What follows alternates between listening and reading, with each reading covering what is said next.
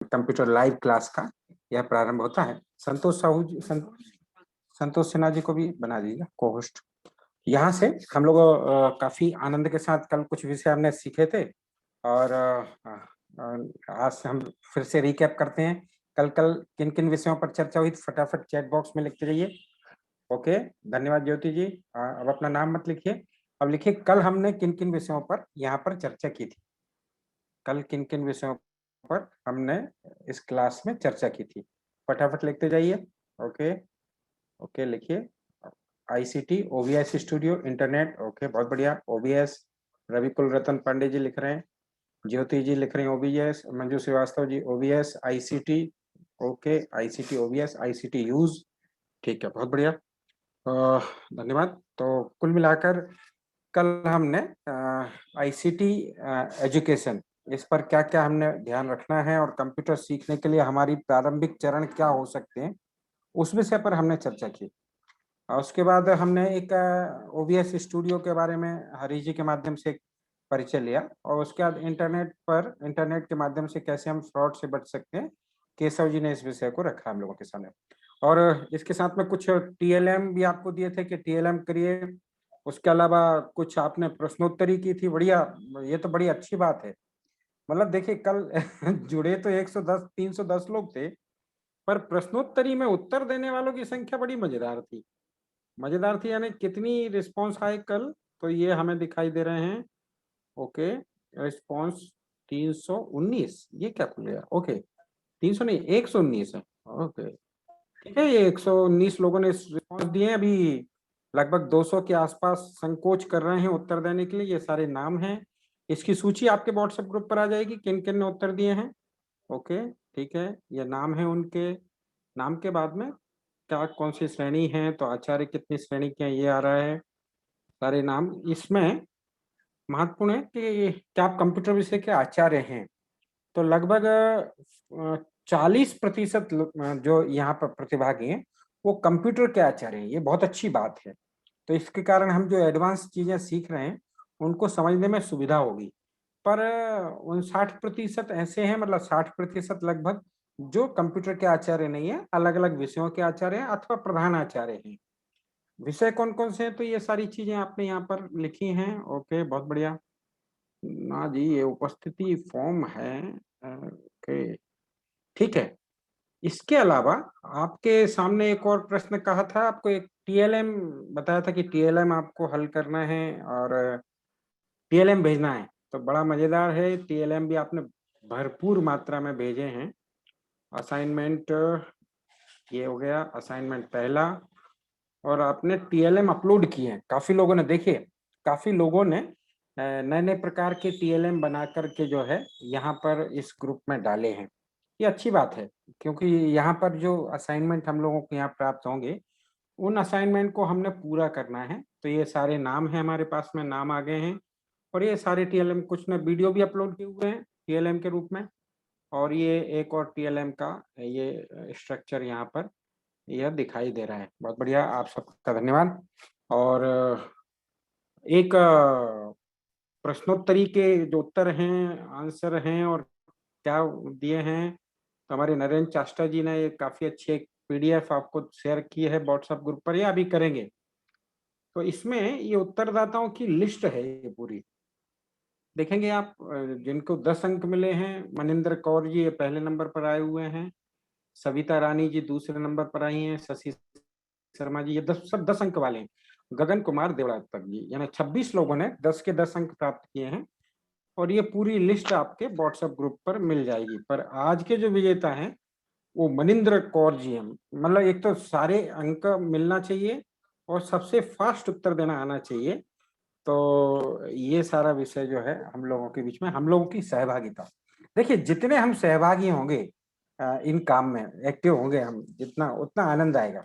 ये पूरा जो शिक्षण है ये आनंदमय होना चाहिए। आनंदमय यानी हम बार बार कहते हैं कि कक्षा कक्ष जो है यातना गृह नहीं बल्कि आनंद गृह में बदलना चाहिए। इसलिए हमारी जो क्लासरूम है वह भी आनंद के साथ चले। चलिए तो हम देखते हैं एक स्लाइड और आप फटाफट उत्तर लिखते जाइएगा। एक छोटे से, मतलब बहुत सरल से प्रश्नों की एक प्रश्नोत्तरी अपन प्रारंभ करें। आपको चैट बॉक्स में लिखना है। क्या लिखना है? ये अभी जो जो पार्ट आते जाएंगे उनको लिखना है। जो कंप्यूटर के आचार्य हैं वो उसके एडवांस चीजें लिखें, आपको उसमें क्या समझ में आ रहा है और वो उसमें क्या उपयोग होता है। तो सीधे ही हम देखते हैं इसको क्या कहते हैं। लिखिए चैट बॉक्स में। ओके, इसको क्या कहते हैं? चलिए लिखिए, मैं देख रहा हूँ चैट बॉक्स। ओके लिखिए, इसको क्या कहते हैं। ठीक, आपने लिखा। ओके ठीक है। हाँ सीपीयू, पर कुछ कंप्यूटर क्या brain of computer. Okay, Pratibha Kumari ji ने brain of the computer, Neha Kumari ji लिखे। बहुत बढ़िया।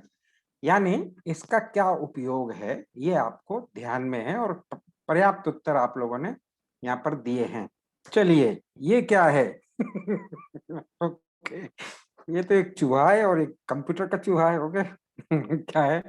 लिखिए। अब जो कंप्यूटर के जानकार हैं वो इसमें और क्या अच्छी नई चीज जोड़ सकते हैं वो लिखेंगे। ओके, माउस है, बाकी तो दिख रहा है। पॉइंटिंग डिवाइस है, ये ऋषभ गुप्ता जी ने बहुत अच्छा कहा है। ठीक है, माउस पॉइंटर। ओके ठीक है। ये क्या है? ओके ठीक है, लिखिए लिखिए। कोई अच्छी चीज आपकी निकल के आ रही है तो वो भी लिखिए, देखते हैं क्या है ये। ओके लिखिए लिखिए फटाफट। कीबोर्ड। हाँ लिखिए। हाँ, आपको लग रहा होगा ना ये बच्चों जैसे प्रश्न क्यों कर रहे हैं। हाँ, बच्चों जैसे ही प्रश्न है। आज जो है हम लोगों को थोड़ा बच्चा बनना पड़ेगा। ओके, कीवर्ड, बहुत बढ़िया, बहुत पर्याप्त मात्रा में लिखा है। ये क्या है? चलिए अब थोड़ा एडवांस। अब जो कंप्यूटर के आचार्य हैं वो लिखिए कि इससे काम क्या होता है, जान गए हैं तो। पर जो जानते नहीं है वो इसको क्या कहते हैं। ओके, अर्चना जी अभी तक माउस पे ही अटकी हैं। अरे गाड़ी बहुत आगे बढ़ गई है। ओके ओके ठीक है। मदरबोर्ड, ठीक है। ये क्या है? ओके चलिए, ये रैम किसने लिख दिया? ओके, अनीता सर सामत जी ने रैम लिखा है। चलिए कोई बात नहीं। हाँ क्या है ये? ओके लिखिए। प्रोसेसर। ओके, तुषार गर्ग जी बहुत बढ़िया। कविंद्र सिंह जी मदरबोर्ड।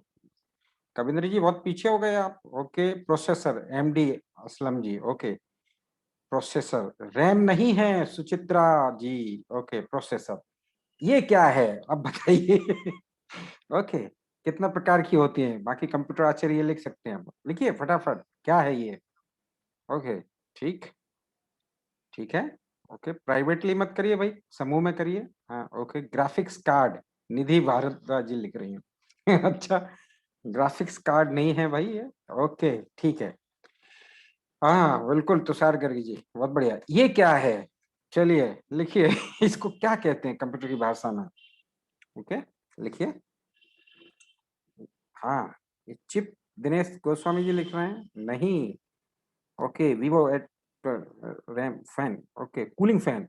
ठीक है, सीपीयू फैन। ओके ठीक है। हार्ड डिस्क नहीं है मनोहर लाल जी, हार्ड डिस्क नहीं है। हार्ड डिस्क तो ठीक है। कूलिंग फैन ये कह सकते हैं हम इसको, इसका एक पर्टिकुलर नाम है वो बता सकते हैं तो वो लिखिएगा। ओके, ये क्या है? चलिए अब लिखिए फटाफट। ओके, हाँ, ये क्या? Hard disk. वाह तुषार जी बहुत बढ़िया। हार्ड डिस्क, रेखा गोयल जी बहुत बढ़िया। Chandni ji, Akash Babu ji. Okay, hard disk. CD disk नहीं है ये, हार्ड डिस्क है। ओके, ये क्या है? चलिए अब लिखिए फटाफट। लिखिए। हम्म, लिखिए। ओके, ये क्या है? वो देखिए, हार्ड डिस्क पहले गई और ये कौन सी डिस्क है? Okay, CD driver. ओके ठीक है, ठीक है ऋषभ जी। ओके, रेखा जी बहुत बढ़िया। ठीक, और इसके बाद बहुत बढ़िया बाकी लोगों ने भी लिखे। जितेंद्र जी यादव। ओके, क्या है? ये क्या है? ये सब मैं हार्डवेयर की बात कर रहा हूँ जिनके बारे में आप लगभग जानते हैं। इनके काम क्या हो सकते हैं? रैम का काम क्या है? मदरबोर्ड का काम क्या है? हार्ड डिस्क का काम क्या है? गति में कौन काम करता है? काम कौन कराता है? कहाँ स्टोर होता है? माउस और कीबोर्ड ये कौन सी इनपुट डिवाइस है, आउटपुट डिवाइस है? ये सारी बातें जो है टेक्निकली आप जान जाएंगे।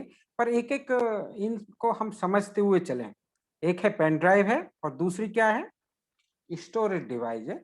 ये 1 TB 2 TB यानी 1000 GB तक के स्टोरेज तक की आती हैं। ओके, सेकेंडरी स्टोरेज डिवाइस, ठीक कहा राखी जी आपने। ये क्या है? ओके ये तो इसके बिना काम ही नहीं चलता, ये तो फटाफट हम लोगों को ध्यान में आ रहा होगा। क्या है ये? ओके, प्रिंटर है। स्कैनर नहीं है, स्कैनर तो इसमें नहीं है, ये तो केवल प्रिंटर है। ओके ठीक है, ओके ठीक है। ये क्या है? चलिए लिखिए। ओके, आज आपकी परेड हो रही है, कितनी फटाफट आप लिख सकते हैं। ओके ठीक है, ये लिखा स्कैनर। धैर्या जी पांचाली, ओके धैर्या जी। ऋषभ गुप्ता जी, ठीक है। स्कैनर, ओके, बाकी सबने भी लिखा। प्लॉटर अल्पना श्रीवास्तव जी, ये नहीं है। ओके, स्कैनर स्कैनर नहीं, स्कैनर। ओके चलिए, ये क्या है? ओके चलिए, क्या है? क्या दिखाई दे रहा है? ये प्रोजेक्टर, ठीक है, बहुत बढ़िया। प्लॉटर, प्रोजेक्टर, प्रोजेक्टर, ठीक है। निधि भारद्वाज जी, ठीक। ये क्या है? चलिए। हम्म, क्या है ये? ओके, ओके, क्या है? हेडसेट है, हेडफोन है। प्रियांशु जी, ओके, ओके, बहुत बढ़िया। हेडफोन निधि भारद्वाज जी, ठीक है, बढ़िया। ये क्या है? अब तो थोड़ा दिमाग की बत्ती जलाइए। ओके ठीक है, जलाइए। अब जो कंप्यूटर के एक्सपर्ट हैं उनके दिमाग थोड़े से। Port, okay, USB port, okay. Earphone, headphone, Bluetooth, अच्छा ये तो पीछे चले गए। ओके ठीक है। काय का पोर्ट है, क्या काम आता है? इससे कहाँ कहाँ कौन कौन से फंक्शंस हम जोड़ सकते हैं, इनबिल्ट कर सकते हैं? ठीक है, पोर्ट है, यूएसबी पोर्ट है और अलग अलग प्रकार के पोर्ट। ये क्या है? इसको क्या कहते हैं? इस पर्टिकुलर कौन सी कार्ड, कौन सी केबल? ओके, कौन सी केबल है? USB port, okay. केबल कौन सी है? Data cable, okay. ये इसके आगे और पीछे जो लगे हैं उसको क्या कहते हैं? ओके ठीक है, बहुत बढ़िया, धन्यवाद। ये क्या है? अब इसमें ये अलग अलग जो फिगर दिख रहे हैं आपको, ये 3.514 इंच XL RC, थोड़ी थोड़ी जानकारी हम लोगों को इन टेक्नोलॉजी के शब्दों की होनी चाहिए। ठीक है, ओके। ये क्या है? ये कंप्यूटर का पीछे वाला भाग है। ओके, और इसमें कौन कौन सी पोर्ट कहाँ कहाँ जुड़ सकती हैं उसको इंगित किया हुआ है। जितने भी हार्डवेयर हमने यहाँ देखे ऊपर से नीचे तक के, उन हार्डवेयर को लिंक अप करने के लिए सेंट्रल प्रोसेसिंग यूनिट से, सीपीयू से अलग अलग पोर्ट इनबिल्ट होते हैं। उन पोर्ट में हम वो डिवाइस लगा सकते हैं और अपना काम कर सकते हैं। हम अपने लैपटॉप होगा तो लैपटॉप में अलग अलग प्रकार के पोर्ट होंगे। अगर हमारे पास में कंप्यूटर होगा, सीपीयू सेंट्रल प्रोसेसिंग यूनिट, उसमें अलग अलग पोर्ट होंगे। कुछ जोड़ सकते हैं, कुछ खाली रहते हैं, उनमें भी जोड़ सकते हैं। तो कई प्रकार के काम हो सकते हैं। ठीक है, बहुत बढ़िया। और ये हमारे जोड़ने का अलग अलग तरीका है कि ये सारे सिस्टम जुड़ेंगे कहाँ से। तो देखिए, एक ही सेंट्रल प्रोसेसिंग यूनिट में मदरबोर्ड भी होगा, उसी में रैम होगी, फैन होगा, हार्ड डिस्क होगी, सीडी ड्राइव होगी और सारे के सारे प्रोसेसर होगा। सब चीजें इनबिल्ट होंगी। इन सब के काम हमें क्या क्या हैं, तो हमें ये पता होना चाहिए। रैम ये कंप्यूटर की गति को बढ़ाता है। मदरबोर्ड किस कैटेगरी का काम कर सकते हैं वो बताता है। हार्ड डिस्क में स्टोर कर सकते हैं। माउस और कीबोर्ड से हम इनपुट कर सकते हैं। फैन कंप्यूटर को, सीपीयू को कूल करके रखता है, ठंडा करके रखता है उसके दिमाग को। भाई हमारे सिर के ऊपर भी पंखा रहता है, नहीं तो फिर हम भी गर्म हो जाएंगे। हमारे प्राचार्य जी ने अगर कुछ कह दिया तो उसके ऊपर एक कूलिंग फैन लगा के रखना पड़ता है। ओके, तो कूलिंग फैन जैसा काम करता है। ठीक है, और फिर उसके बाद मॉडेम जोड़ सकते हैं, उसमें प्रिंटर जोड़ सकते हैं, उसी में स्कैनर्स जोड़ सकते हैं, प्रोजेक्टर जोड़ सकते हैं। ये जितनी भी डिवाइस है ये मिलकर सारा का सारा हमारा ये जंजाल है। और इसके माध्यम से ही हम जो चाहें वो काम कर सकते हैं। मुझे लगता है कि हमने एक हंसते खेलते कुछ बातें यहाँ पर सीखी हैं और कुछ प्रश्नों के उत्तर दिए कि आपको पार्ट ऑफ हार्डवेयर, हार्डवेयर के पार्ट्स की जानकारी हम लोगों को हो गई होगी। चलिए, बहुत बढ़िया, धन्यवाद। वैसे काफी कुछ आप जानते हैं, पर केवल ये बात है, सोचना अब यहाँ से शुरू करना चाहिए। रैम कितने प्रकार की रैम होती हैं, उनकी कितनी स्पीड होती है, क्या एक ही कंप्यूटर में 2-2 रैम लगा सकते हैं, 3-3 रैम लगा सकते हैं, अगर कोई स्पीड स्लो है कंप्यूटर तो कितनी 3 रैम लग सकती हैं, क्या हार्ड डिस्क 2 लग सकती हैं, क्या हार्ड डिस्क की कितनी कैपेसिटी होती है, मदरबोर्ड क्या कौन सा वर्जन किस काम के लिए आता है, मदरबोर्ड की प्रिंटर, स्कैनर, प्रोजेक्टर, ये सारे के सारे किस किस काम में आते हैं, कैसे काम कर सकते हैं, इसके बारे में अपन ने चर्चा की है, पर इसके बारे में सोचना हम लोगों को पड़ेगा। सोचिए इन सब चीजों से हम कैसे काम कर सकते हैं और हमारे लिए कितने काम की हो सकती हैं। ओके, धन्यवाद आप सभी का।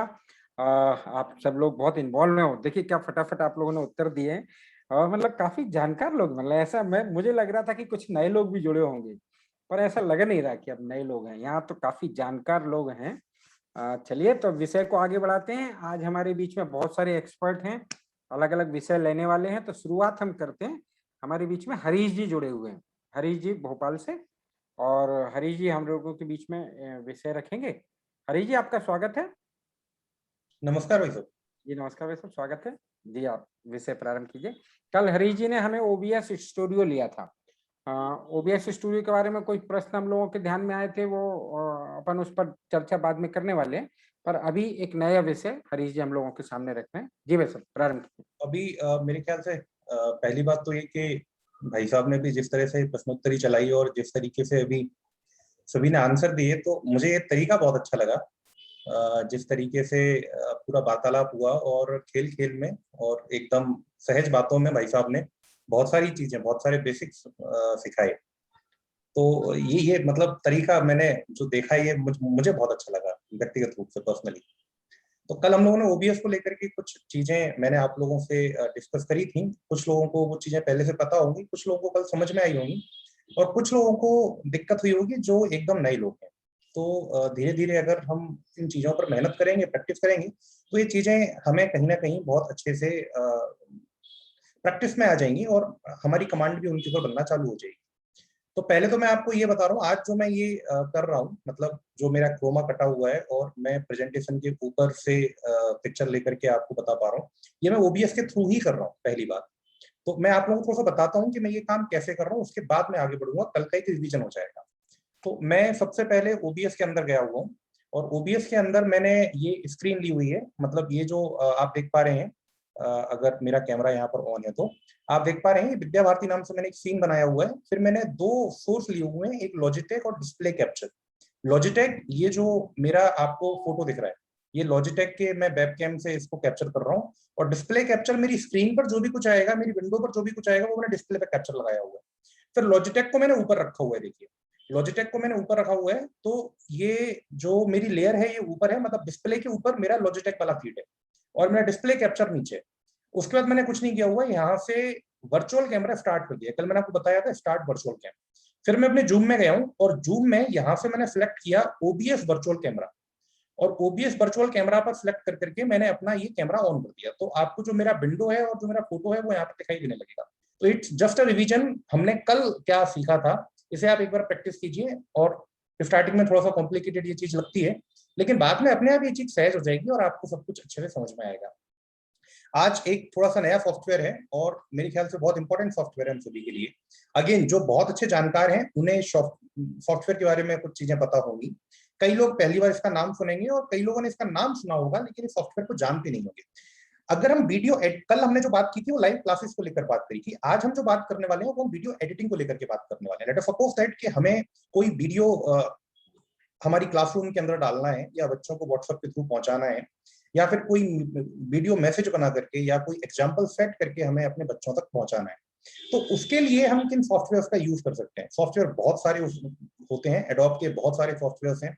लाइक हम एडोब प्रीमियर की बात कर लें, आफ्टर इफेक्ट्स की बात कर लें, लेकिन ये प्रोफेशनल सॉफ्टवेयर हैं, इन पर आम आदमी काम नहीं कर सकता। जो कंप्यूटर के जानकार हैं वो इस पर काम कर सकते हैं, इनमें अच्छी ट्रेनिंग की जरूरत है। वंडरशेयर फिल्मोरा इंटरमीडिएट सॉफ्टवेयर है, ना बहुत ज्यादा कॉम्प्लिकेटेड है और ना बहुत ज्यादा आसान है। अगर आपको हल्की फुल्की नॉलेज है कंप्यूटर की, तो वंडरशेयर फिल्मोरा पर काम कर सकते हैं और वीडियो एडिट कर सकते हैं। मैं आज का सेशन शुरू करने के पहले आपको थोड़ा सा एक बात ये बोलूंगा कि अभी हम सभी मोबाइल पे काम करते हैं, हम सभी एंड्रॉइड पर काम करते हैं कहीं ना कहीं। फिल्मोरा भी मोबाइल पर अवेलेबल है, फिल्मोरा गो नाम से आता है, शायद आप लोग यूज भी करते होंगे। और एक सॉफ्टवेयर है काइने मास्टर, ये भी आपको मोबाइल के ऊपर मिलता है।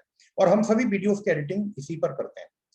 मोबाइल पर भी हम कर सकते हैं, इसे भी हम मोबाइल पे यूज कर सकते हैं, लेकिन मोबाइल से एक्सपोर्ट किया गया वीडियो और विंडोज से जो वीडियो हम एक्सपोर्ट करेंगे, जो हम माइक्रोसॉफ्ट विंडोज से मतलब अपने पीसी से, डेस्कटॉप से हम जो या लैपटॉप से हम जो एक्सपोर्ट करेंगे, उसमें जमीन आसमान का फर्क होगा।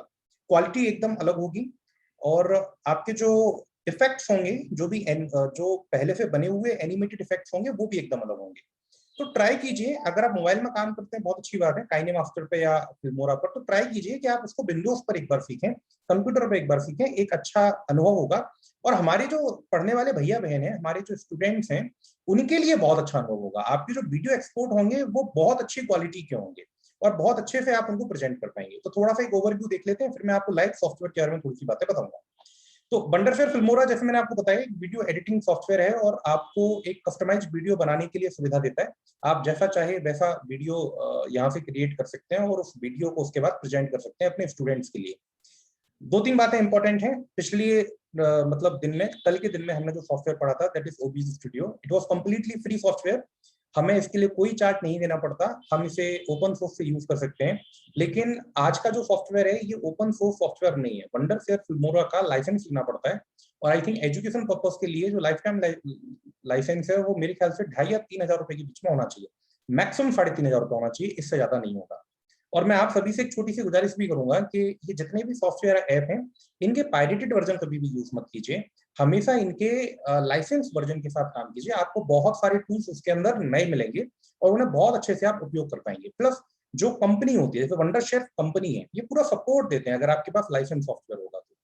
अभी इसकी जो सिस्टम रिक्वायरमेंट्स हैं विंडोज के लिए, तो आपको एटलीस्ट इंटेल i3 चाहिए, उसके बिना हम काम नहीं कर पाएंगे। इंटेल का 6th जनरेशन अगर आपके पास नॉर्मली प्रोसेसर है तो वो पर्याप्त होता है। रेम कम से कम 4 GB चाहिए। अगर आपको 4K वीडियो से HD वीडियोस निकालने हैं तो आपको 8 GB रेम चाहिए। उसके बाद ग्राफिक कार्ड अगर आपके पास है तो बहुत अच्छी बात है, आप बहुत अच्छे से काम कर पाएंगे। आपको 10 GB का फ्री स्पेस चाहिए अपनी हार्ड डिस्क के ऊपर, जो आजकल अवेलेबल होता ही है। एक इंटरनेट कनेक्शन आपको चाहिए अगर आप सॉफ्टवेयर रजिस्टर कर रहे हैं, अगर आप लाइसेंस सॉफ्टवेयर चला रहे हैं, तो पायरेटेड सॉफ्टवेयर में इंटरनेट कनेक्शन की जरूरत नहीं पड़ती, लेकिन हमें वो काम नहीं करना है। उसके बाद अगर आप एप्पल पर चला रहे हैं, मैक पर चला रहे हैं, तो लगभग लगभग सब चीजें सेम है, उसमें कोई भी ऐसा कुछ खास अंतर नहीं है। 10 GB फ्री स्पेस हमें यहाँ भी चाहिए और ग्राफिक्स कार्ड हमें यहाँ चाहिए। 8 GB का रेम चाहिए कम से कम अगर हम एप्पल पे यूज कर रहे हैं, ये चीज केवल अलग है। और 16 GB का रेम चाहिए अगर हम HD या 4K वीडियोस को चला रहे हैं तो। फिर जो हमारे इनपुट फॉर्मेट यहाँ पर सपोर्ट करते हैं, तो ये मैंने प्रेजेंटेशन के अंदर रखे हुए हैं, मैं इसे बाद में शेयर भी कर दूंगा आपको। तो जो कंप्यूटर के जानकार हैं वो इन फॉर्मेट्स को देख करके सब कुछ समझ गए होंगे कि हम किन किन फॉर्मेट के वीडियोस को यहाँ पर इन कर सकते हैं। बाकी लोगों से मैं ये कहूंगा कि हम जो भी वीडियोस के सॉफ्टवेयर, जो भी वीडियोस के फॉर्मेट हमारे पास होते हैं, हमारे पास व्हाट्सएप में आते हैं या हमारे पास फेसबुक में आते हैं या फिर हमारे पास किसी भी तरह का कोई भी वीडियो आता है, तो वंडरशेयर फिल्मोरा तकरीबन 99% वीडियो के फॉर्मेट्स को सपोर्ट करता है। आप किसी भी टाइप के वीडियो को इसके अंदर लेकर के, इसके अंदर इंपोर्ट करके और उसको एडिट कर सकते हैं, उसको आप अपने हिसाब से कस्टमाइज कर सकते हैं। तो ये कुछ फॉर्मेट मैंने लिखे हुए हैं, जो कंप्यूटर के जानकार हैं उन सभी को ये पूरे फॉर्मेट समझ में आ रहे होंगे। बाकी समझने की अगर नहीं भी आ रहे हैं तो कोई खास दिक्कत नहीं है ना। ये लेआउट होता है, ये इंपॉर्टेंट चीज है। यहाँ पर आप अपनी स्क्रीन पर देख पा रहे होंगे, ये पूरा सॉफ्टवेयर जब ओपन होगा, अभी थोड़ी देर के बाद ही मैं आपको सॉफ्टवेयर को ओपन करके बता रहा हूँ, एक वीडियो भी आपको एक्सपोर्ट करके बताऊंगा। ये पूरा लेआउट है, आपको ये सॉफ्टवेयर इस तरीके से दिखाई देगा पूरा का पूरा। अभी इस पूरे सेक्शन में 3 पार्ट हैं, कल भी 3 पार्ट थे, आज भी 3 पार्ट है। आपको जो पहला बॉक्स यहाँ पर दिखाई दे रहा है, ये पहला बॉक्स कहलाता है मीडिया सेक्शन। ये जो दूसरा बॉक्स है, ये दूसरा बॉक्स कहलाता है प्रीव्यू सेक्शन और मीडिया प्लेयर। हम जो भी कुछ एडिट कर रहे हैं उसको यहाँ पर चलाकर देख सकते हैं कि वो कैसा चल रहा है, उसका एक प्रीव्यू ले सकते हैं। और जो नीचे है वो है टाइमलाइन सेक्शन। तो मीडिया सेक्शन, प्रीव्यू सेक्शन और टाइमलाइन सेक्शन, ये 3 सेक्शन हमारे पास सॉफ्टवेयर के अंदर होंगे। इन तीनों का क्या उपयोग होगा मैं थोड़ी देर से आपको बताता हूँ। हमारा जो मीडिया सेक्शन है, अब यहाँ पर हम कैसे इंपोर्ट करते हैं, कैसे एक्सपोर्ट के लिए जाते हैं, कैसे चीजों को ऐड करते हैं, मैंने प्रेजेंटेशन के अंदर रखा है, लेकिन मैं भी आपको लाइव करके इन तीनों चीजों को दिखाऊंगा, तो मेरे ख्याल से ज्यादा अच्छे से आप लोगों को समझ में आएगा। तो हम सॉफ्टवेयर को ओपन कर लेते हैं। आपको कुछ भी नहीं करना है, वंडरशेयर फिल्मोरा की वेबसाइट पे जाना है, ऑफिशियल वेबसाइट पर, और वहां से फिल्मोरा को डाउनलोड कर लेना है। अगर आपका कंप्यूटर मिनिमम रिक्वायरमेंट्स को फुलफिल कर रहा है तो मिनिमम रिक्वायरमेंट्स मैंने आपको बताई हुई है। फिल्मोरा को आप जैसे ही डाउनलोड करेंगे, अभी इसका वर्जन जो लेटेस्ट है वो मेरे ख्याल से फिल्मोरा 10.5.2.4, फिल्मोरा 10.5.2.4, ये लेटेस्ट वर्जन इसका भी अवेलेबल है। इसे आप डाउनलोड कर लीजिए। ये आपको 7 दिन का फ्री ट्रायल देगा। 7 दिन तक आपको इसे परचेस करने की जरूरत नहीं है। आप 7 दिन का फ्री ट्रायल ले लीजिए, और 7 दिन के फ्री ट्रायल को यूज करने के बाद अगर आपको लगता है कि इसे आपको आगे कंटिन्यू करना है, ये अच्छा है, तो फिर आपको 2,500-3,000 रुपए में ये सॉफ्टवेयर आप परचेज कर सकते हैं। अदरवाइज जब भी कभी आप वीडियो एक्सपोर्ट करेंगे तो उसमें एक लाइन लिखी हुई आएगी और उसमें लिखा रहेगा फिल्मोरा। आप सॉफ्टवेयर तब भी यूज कर पाएंगे, मतलब आप प्रैक्टिस कर पाएंगे अगर आप परचेस नहीं भी कर रहे हैं तो। और जब आपको लगता है कि आप पारंगत हो गए हैं, हम अपने विद्यालय के लिए वीडियोस को एक्सपोर्ट कर सकते हैं, तो आप इस सॉफ्टवेयर का यूज करना चालू कर लीजिए। विद्यालय की तरफ से हम सॉफ्टवेयर को खरीद सकते हैं, और मेरे ख्याल से उतना महंगा सॉफ्टवेयर नहीं है। 3,500 रुपए में अगर आपको लाइफ टाइम लाइसेंस मिल रहा है इतने अच्छे सॉफ्टवेयर का, तो वो बहुत नॉर्मल सॉफ्टवेयर है। तो आपको वंडरशेयर फिल्मोरा डाउनलोड कर लेना है, एक नॉर्मल सॉफ्टवेयर की तरह उसको इंस्टॉल कर लेना है। इंस्टॉल करने के बाद हम इस सॉफ्टवेयर को ओपन करके देखते हैं। तो मैं इस सॉफ्टवेयर को ओपन कर रहा हूँ कि मेरे पास वंडरशेयर फिल्मोरा का लेटेस्ट वर्जन अवेलेबल है। थोड़ा सा सॉफ्टवेयर स्टार्ट होने में टाइम लेगा। टाइम इसलिए लेगा क्योंकि सॉफ्टवेयर थोड़ा सा बड़ा है, तो ये 5 से 10 सेकंड्स लेता है।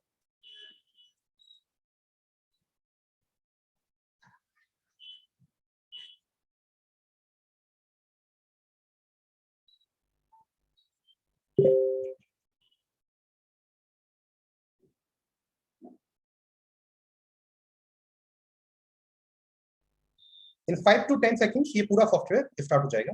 ये मेरा पूरा सॉफ्टवेयर स्टार्ट हो गया है, ठीक है। अब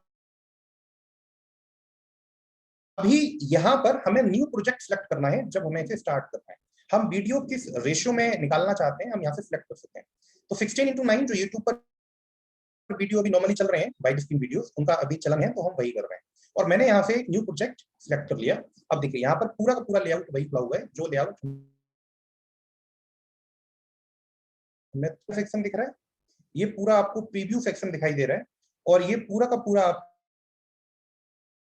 टाइमलाइन सेक्शन दिखाई दे रहा है इस जगह पर, ठीक है। ये 3 सेक्शन है, 3 सेक्शंस के साथ हमें अब काम करना स्टार्ट करना है। मैं इन 3 सेक्शंस के साथ काम करना स्टार्ट कर रहा हूँ। तो सबसे पहले मुझे इसके अंदर वो वीडियो ऐड करना पड़ेगा जिस वीडियो के साथ मुझे काम करना है, ठीक है। ओके, मैं इसके अंदर काम करना स्टार्ट करता हूँ। तो मैंने एक फोल्डर के अंदर ऑलरेडी कुछ वीडियोस ओपन करके रखे हुए हैं। तो मैं यहाँ मीडिया पे क्लिक करूंगा, आपको यहाँ दिख रहा है ऊपर मीडिया, उसके बाद इंपोर्ट मीडिया फाइल हियर, मैंने इस पे क्लिक किया तो ये बॉक्स ओपन हो गया। अब मैंने ऑलरेडी एक फोल्डर बना के रखा हुआ है वीडियोस का, जिसमें मैंने अपने कुछ वीडियोस यहाँ पर ऐड करके रखे हुए हैं। मैंने यहाँ से इसमें एक वीडियो यहाँ से कोई भी सिलेक्ट कर रहा हूँ। सपोज दैट मैंने एक ये वीडियो यहाँ पर सिलेक्ट कर लिया, और ये वीडियो मेरा यहाँ पर इंपोर्ट हो गया। This is my imported video. इसको मुझे ड्रैग करके लाना है नीचे टाइमलाइन, और मुझे यहाँ पर रख देना। ये मेरा वीडियो यहाँ पर आ गया, ठीक है।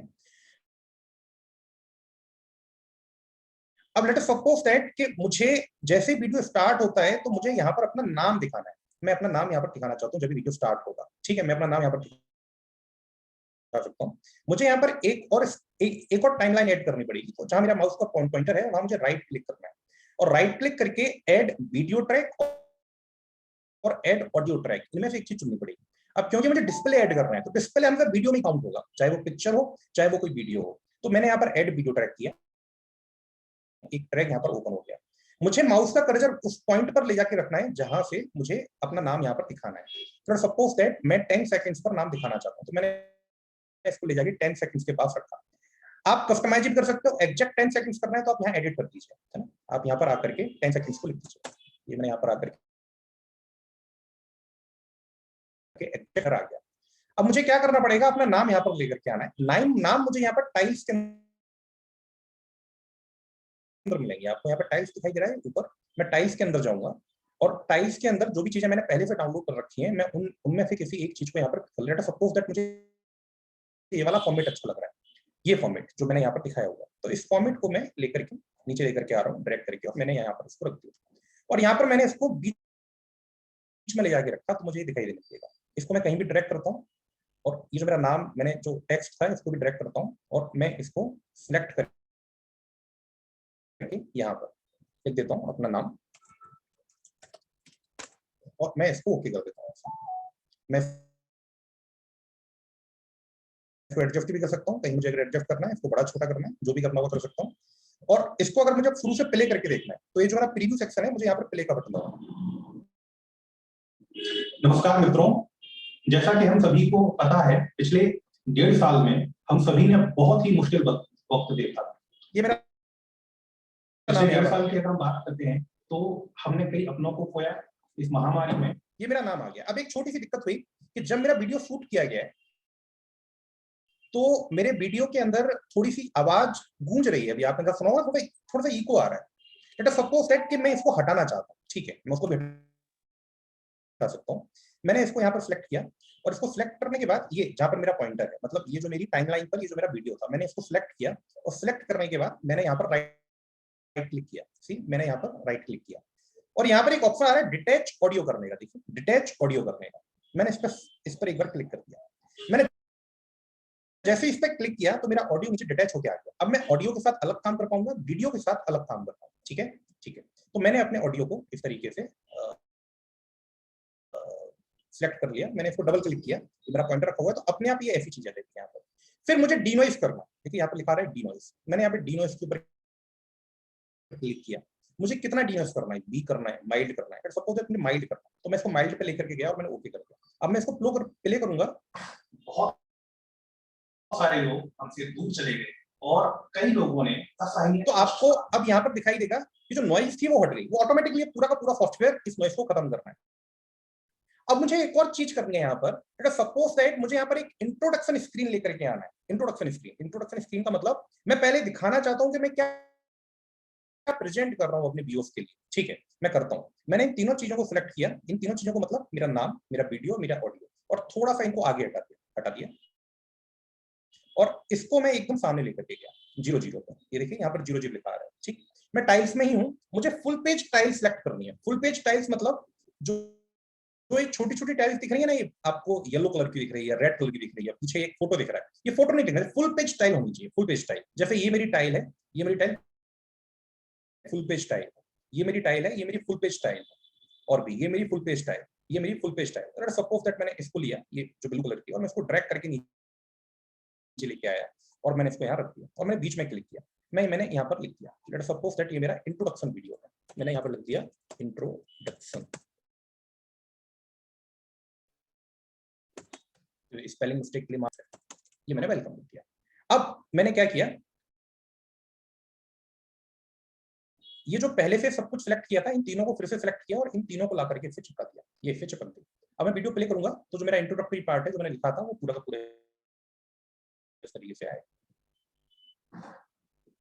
नमस्कार मित्रों। अब अभी क्या दिक्कत हुई छोटी सी, कि मेरा जो वीडियो यहाँ पर आया,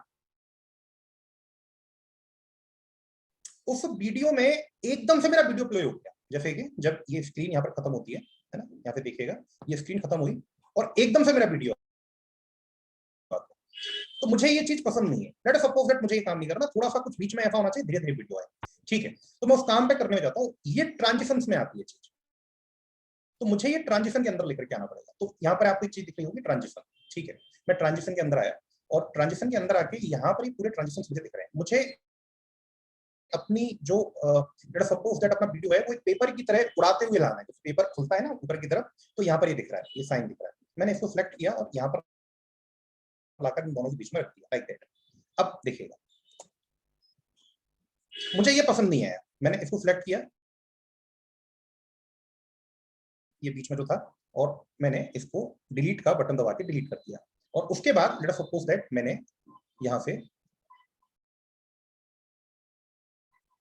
कोई और, मुझे लेट अस सपोज दैट अपना एक इफेक्ट लेना था, एक ट्रांजिशन लेना था, मैंने वो यहाँ पर रखा और मैंने उसको तो ये घूम करके आया। तो मैं जिस तरीके से चाहूँ उस तरीके से मैं यहाँ पर इफेक्ट को कंसीडर कर सकता हूँ। मैं जिस तरीके से चाहूँ उस तरीके से इफेक्ट को यहाँ पर लेकर के आ सकता हूँ। अभी मुझे एक काम और करना है, मुझे यहाँ पर बीच में एक इफेक्ट लेकर के आना। मैंने आपको ट्रांजिशन क्लियर किया, टाइल्स क्लियर किया। अब लेट अस सपोज दैट एक इफेक्ट लेकर के आना है, तो मुझे इफेक्ट लेकर के आना है 30 सेकंड पर। ठीक है, तो मैं यहाँ गया और मैंने यहाँ पर सेकंड की जगह लिखा 30। 30 और मैंने इसको 0 0 कर दिया और ठीक है, ये मेरी लाइन 30 पर आ गई। अब मुझे इफेक्ट लेकर के आना है, तो मैंने इफेक्ट पे क्लिक किया। यहाँ पर मेरे ये पूरे इफेक्ट्स हैं जो मैंने पहले डाउनलोड करके रखे हुए हैं पहले से। तो मुझे यहाँ पर क्या करना है, ऐसा इफेक्ट डालना है कि सब कुछ धुंधला धुंधला हो जाए। यहाँ पर तो ये धुंधला धुंधला दिख रहा है आपको ऊपर अप डाउन, इसको मैंने यहाँ पर ला करके रख दिया। अब मैं जब इसको प्ले करूंगा ना, पिछले 1 साल में तो 30 सेकंड में मेरा वीडियो इस तरीके से नए तरह के जीवन के अंदर होता है, हमारे जीवन की पूरी शैली बदल गई। मुझे एक और इफेक्ट लेके आना है, मुझे इसके अंदर इफेक्ट लेकर के आना है कि लेट सपोज दैट यहाँ पे बॉक्स बन जाए। तो मैंने देखा यहाँ पर ये बॉक्स बने हुए आ रहे हैं, मैंने इसको उठा के यहाँ रख दिया। अब मैं इसको पहले से जैसे प्ले करूंगा तो जैसे हम सामाजिक दूरियों के साथ रहना, मुझे इस इफेक्ट को लंबा करना है, मुझे इस इफेक्ट को थोड़ा ज्यादा ड्यूरेशन का करना है। तो यहाँ पर कर्सर लेके आइए और इसको लंबा खींच दीजिए। तो जितनी देर तक ये लाइन ऊपर रहेगी तब तक हमने वीडियो ऐसे अपने चलेगा। जीने के तरीके को पूरी तरह से बदल लिया। समाज पूरे टाइम ये वाला वीडियो इस तरह से चलता रहेगा। अब यहाँ पर आप जिस इफेक्ट को लेके आना चाहते हैं उस वाले इफेक्ट को लेकर के आ जाइए। आप उसको कलर करना चाहते हैं, ब्लर करना चाहते हैं, आप दो साइड से उसको पैक करना चाहते हैं, आप स्प्लिट करना चाहते हैं अपनी स्क्रीन को। आप जिस तरीके से अपनी स्क्रीन को लेकर के जाना चाहते हैं आप उस तरीके से अपनी स्क्रीन को लेकर के चले जाइए। आप उस तरह से अपनी स्क्रीन को लेकर के जा सकते हैं। आपको कोई एक एलिमेंट लगाना है ऊपर, तो यहाँ पर ये एलिमेंट्स दिख रहे हैं, है ना। अब मेरे पास उतने एलिमेंट्स डाउनलोडेड नहीं है क्योंकि ये एलिमेंट्स असल में क्या होता है, थोड़ा सा फंकी लुक देते हैं, प्रोफेशनल लुक नहीं देते। तो हम लोग उतना एलिमेंट्स का यूज करते नहीं है और थोड़ा सा प्रोफेशनल वीडियो में वो अच्छा भी नहीं लगता। लेकिन अगर आप करना चाहते हैं तो आप कर सकते हैं। जैसे मुझे ये वाला वीडियो डालना है तो ये मैंने ये एलिमेंट डालना है, तो मैंने ये एलिमेंट डाल दिया। तो ये इस तरह से एलिमेंट मेरा आएगा, ठीक है। मैंने इसको यहाँ भी रख दिया। जब तक ये लाइन रहेगी तब तक ये एलिमेंट ओवरले रहेगा। हमारी टीम ने मैदान में उतरकर रोडों पर जो भूखे लोग थे, देन स्प्लिट स्क्रीन, मुझे अपनी स्क्रीन को स्प्लिट करना है। तो ये मेरा स्प्लिट स्क्रीन के अंदर आ जाओ। मुझे कितने पार्ट्स में बांटना है, किस पैटर्न में बांटना है, वो पैटर्न मैं यहाँ से चूज कर सकता हूँ। और मुझे अपनी स्क्रीन को स्प्लिट करना है 1 मिनट 50 सेकंड। तो फिर से मैं क्या काम करूंगा, यहाँ पर जाऊंगा, जो 1 मिनट 8 सेकंड लिखा हुआ है इसको 1:50 करूंगा और लास्ट में आकर के इसको 0 0 कर दूंगा। ये मैंने इसको 0 0 किया। तो मैं अपने आप, मेरा वीडियो असल में उतना नहीं था तो मैं इसको थोड़ा सा कम कर लेता हूँ। मैं उसको 1:30 कर लेता हूँ, ठीक है। मैं इसको 1:30 किया और एंटर किया, मैं 1:30 पर आ गया। और मुझे 1:30 पर स्प्लिट पैटर्न ऐसा करना था सेकंड नंबर पर। तो मैं इसको कॉपी करके लाऊंगा और ड्रैग करके लाऊंगा और यहाँ रखूंगा। अब जब मैं यहाँ पर आऊंगा तो जब मैं प्ले करूंगा तो मेरी स्क्रीन अपने आप स्प्लिट हो जाएगी। अब यहाँ पर मैं कुछ भी डाल सकता हूँ, है ना। मुझे यहाँ पर क्लब करने पड़ेंगे कुछ इमेजेस जो यहाँ पर स्प्लिट होकर इसके ऊपर आ जाएंगे। तो ये एक छोटा सा मेरा एक इसके अंदर काम है कि मैं किस तरीके से एक वीडियो को एडिट कर सकता हूँ। सिमिलरली लास्ट में मैं टाइल्स लगाना चाहता हूँ, मतलब मैं एक एंड स्क्रीन लगाना चाहता हूँ। जिस तरह से एक वेलकम स्क्रीन आई थी तो मैं एक वेलकम स्क्रीन यहाँ से ले सकता हूँ टाइल्स में जाकर के और उस वेलकम स्क्रीन को यहाँ पर ला करके ड्रैग मैंने किया और उसके बीच में मुझे जो भी लिखना था वो मैंने लिख दिया, थैंक यू या जो भी कुछ मैं लिखना चाहता था मैंने यहाँ पर थैंक यू लिख दिया। एकदम से मेरी स्क्रीन बंद ना हो जाए तो मैं ट्रांजिशन में गया और मैंने यहाँ पर एक ट्रांजिशन इस तरह पे डाल दिया। तो जब मैं इसको बंद करूंगा हमारे बच्चों से बात होती है तो कई बार मन thank you. No, the video is completed, editing is completed. Let us suppose that ये जितनी भी चीजें करनी थी ये सब कर ली। इट टेक्स टाइम, है ना। देखिए, एक 2 मिनट का वीडियो बनाने में, बहुत अच्छे से बनाने में बहुत टाइम होता है और मतलब इनिशियली तो 4 से 5 घंटे लगते हैं। ये पूरी मेहनत की बात है, ये पूरी प्रैक्टिस की बात है। मेरा आपको मैं बैकग्राउंड बताता हूँ। I am civil engineer. मैंने आज तक अपनी जिंदगी में कभी भी कंप्यूटर का कोई कोर्स नहीं किया। मैं बैचलर्स मैंने सिविल इंजीनियरिंग में की है और मैं सिविल इंजीनियरिंग के अंदर ही पढ़ाता हूँ। लेकिन ये सिर्फ मेरे इंटरेस्ट का काम है। मैंने जितनी भी चीजें सीखी हैं कंप्यूटर से रिलेटेड, जितने सॉफ्टवेयर मैंने सीखे हैं या जितनी भी दूसरे टूल्स मैंने सीखे हैं, ये सिर्फ मैंने इंटरेस्ट के बेसिस पे किया है। बाकी मैंने इसकी कभी कोई प्रोफेशनल ट्रेनिंग कहीं नहीं ली, कभी मैंने किसी भी ऐसा टीचर से कुछ नहीं सीखा। मैंने सब कुछ यूट्यूब से, गूगल से और प्रैक्टिस करके सीखा है। और 2-3 चीजों का मैं ध्यान रखता हूँ, मैंने कभी भी पायरेटेड सॉफ्टवेयर यूज नहीं किया अपनी जिंदगी में। आज तक एक भी सॉफ्टवेयर यूज नहीं किया। तो हमें उस कंपनी का सपोर्ट मिलता है, उस कंपनी के ट्यूटोरियल्स मिलते हैं। अगर आप उनको फोन करेंगे, जैसे आप फिल्मोरा का लाइसेंस वर्जन यूज कर रहे हैं, लेट अस सपोज दैट आप कहीं फंस गए, आप उनको फोन कीजिए, they will guide you each and everything. वो आपको सब कुछ बताएंगे 2 घंटे तक, 3 घंटे तक, जब तक आप उनसे पूछेंगे तब तक, अगर आपके पास लाइसेंस वर्जन है। तो इसलिए मैं आपको इंसिस्ट कर रहा हूँ कि लाइसेंस वर्जन के साथ काम करना ठीक रहेगा। तो लेट अस सपोज दैट ये वीडियो पूरा एडिट हमने कर लिया और इस वीडियो को एडिट करके अब हम इस स्टेज में हैं कि हम इसे फाइनली बाहर निकालना चाहते हैं, आउटपुट लेना चाहते हैं, तो आपको ऊपर एक बटन दिखाई देगा एक्सपोर्ट। आपको इस एक्सपोर्ट बटन के ऊपर क्लिक कर देना है। यहाँ पर एक्सपोर्ट बटन के ऊपर क्लिक किया, थोड़ी देर इसमें लगेगी, ये यहाँ पर आ गया। अब आपको किस नेम से निकालना है,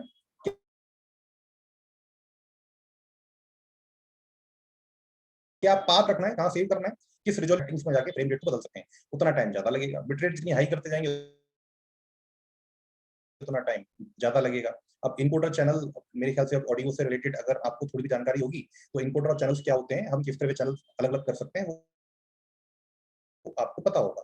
तो आप अपने अकॉर्डिंग उसको चूज कर सकते हैं। आपको वीडियो की क्वालिटी कैसी चाहिए, बेस्ट चाहिए, बेटर चाहिए, गुड चाहिए, आप यहाँ पे सेलेक्ट कर सकते हैं। बेस्ट में बहुत टाइम लगेगा, तो इन सबको सिलेक्ट कर लीजिए और एक्सपोर्ट के बटन पे क्लिक कर दीजिए। एक्सपोर्ट के बटन पे क्लिक कर दिया तो वीडियो एक्सपोर्ट होना स्टार्ट हो जाएगा और आफ्टर सम टाइम आपको वीडियो मिल जाएगा। अगर आप एक 10 मिनट का वीडियो एक्सपोर्ट कर रहे हैं तो इट टेक्स एटलीस्ट 1 आवर, 1 घंटा लगता है कम से कम एक्सपोर्ट होने में।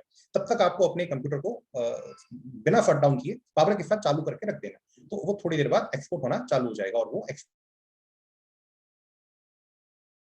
एक छोटी सी मैं आपको बात और बताता हूँ। लेट अस सपोज दैट कि मुझे किसी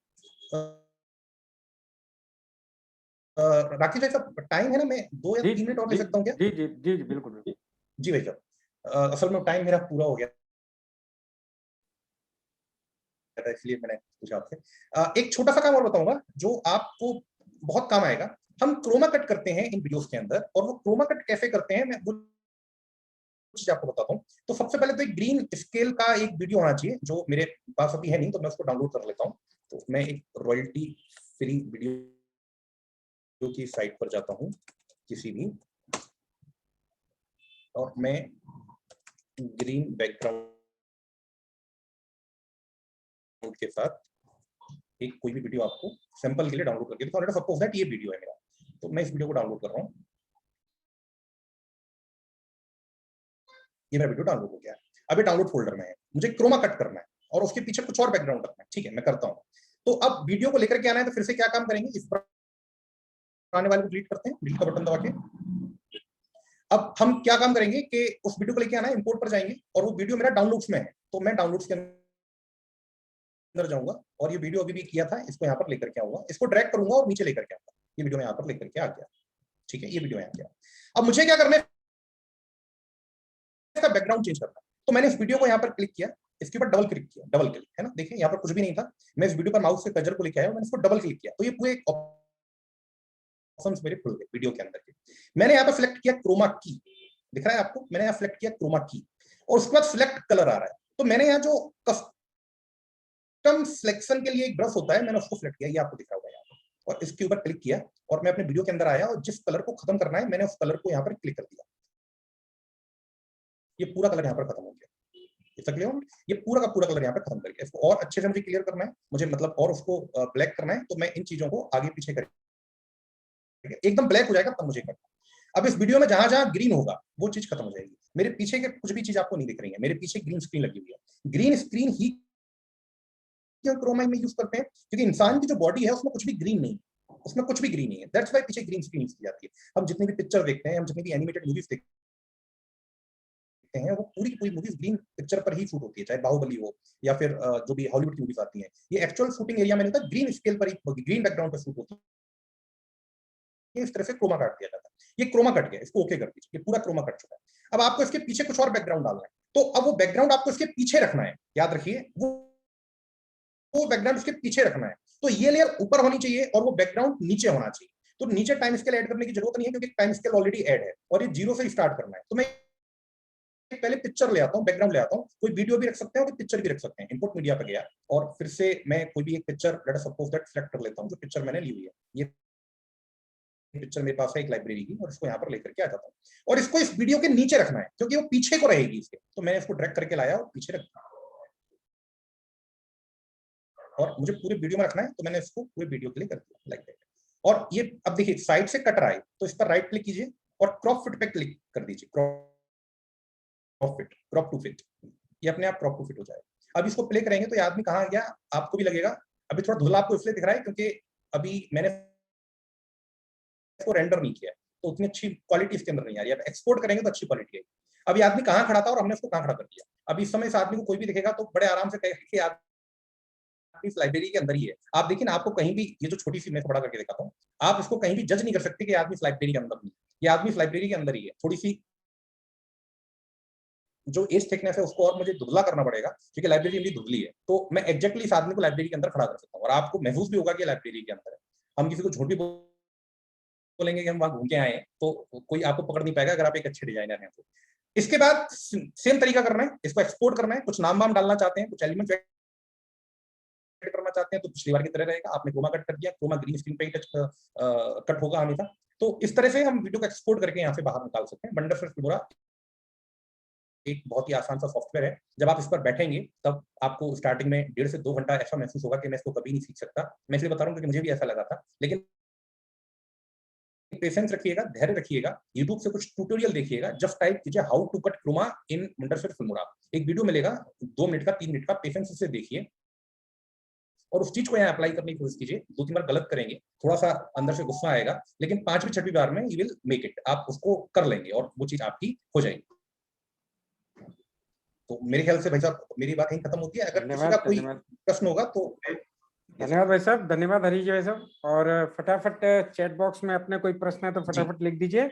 और ये विषय कैसा लगा आपको फिल्मोरा, क्योंकि हमें वीडियो बनाने होते हैं, ई कंटेंट बनाना है, वीडियो से हमें पढ़ाना है बच्चों को, तो ये बड़ा आवश्यक है। Okay, like movie maker, okay, बहुत बढ़िया। बाकी लोग भी लिखिए, यूजफुल, वेरी, ज्योति मित्तल जी लिख रहे हैं, बढ़िया। और बाकी भी लिखिए, यस, बहुत अच्छा, ठीक है प्रतिभा जी, ठीक है, बहुत बढ़िया। कोई प्रश्न हो तो वो भी डाल दीजिएगा चैट बॉक्स में। और ठीक है, बहुत बढ़िया, कुछ प्रश्न भी आ रहे हैं, ठीक, धन्यवाद। और जब तक आप ये प्रश्न डालिए, जब तक कई बार हम लोगों को कुछ नए हैं, नए लोगों को क्या लगता है ये सब चीजें सीखने में, फिल्म हो रहा है, ओबीएस स्टूडियो, कई बार ऐसी फीलिंग तो नहीं आती, थोड़ा सा देखें, बिल्कुल कल बिल्कुल ऐसी। कंप्यूटर था। बहुत बढ़िया, शानदार, ठीक है। हमारे हरी जी ने वैसे ने बहुत आनंद के साथ इस विषय को रखा है। और ये विषय जो है ओबीएस स्टूडियो है अथवा फिल्मोरा है, इसके माध्यम से हम बहुत सरलता से ये काम कर सकते हैं। इसलिए चलिए, बहुत बढ़िया, धन्यवाद। और हरी जी भाई साहब का धन्यवाद। कल फिर एक नए विषय के साथ हरीश जी हम लोगों के बीच में होंगे। और अगले विषय की ओर हम बढ़ते हैं। अगला विषय बड़ा रोचक है। हमारे बीच में संतोष सिन्हा जी झारखंड से जुड़े हुए हैं। श्रीमान संतोष जी भाई साहब, आपका स्वागत है। संतोष जी, अ, राजकुमार जी देखें, संतोष जी अनम्यूट।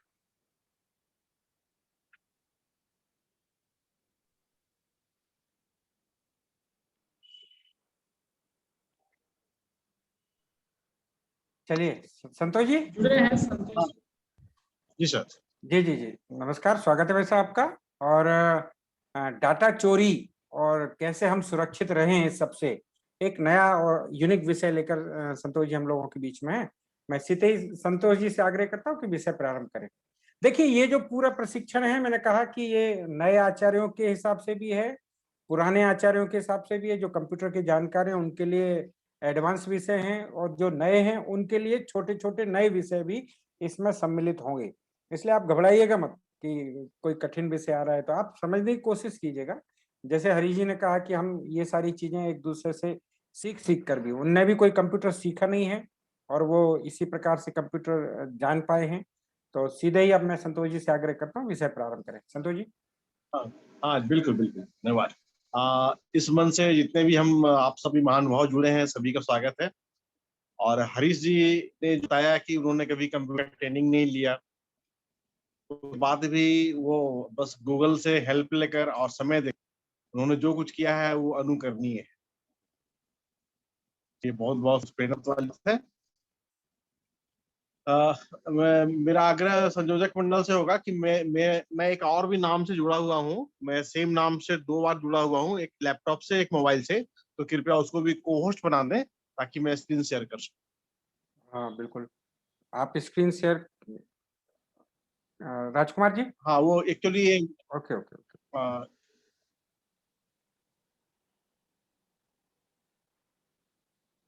जी धन्यवाद।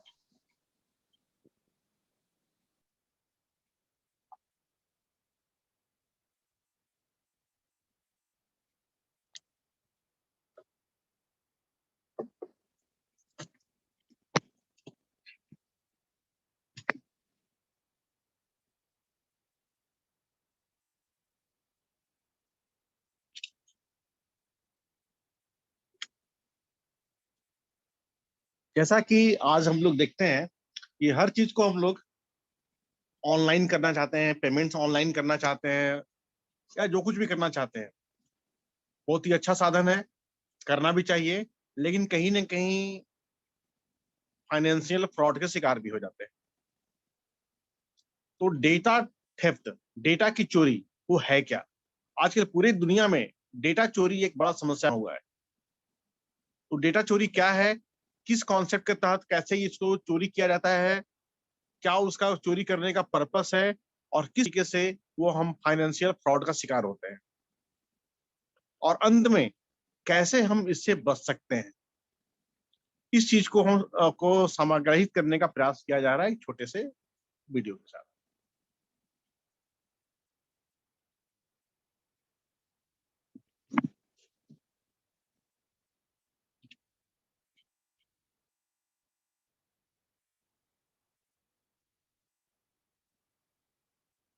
Data theft, data theft, data की चोरी और साथ ही साथ फाइनेंशियल फ्रॉड।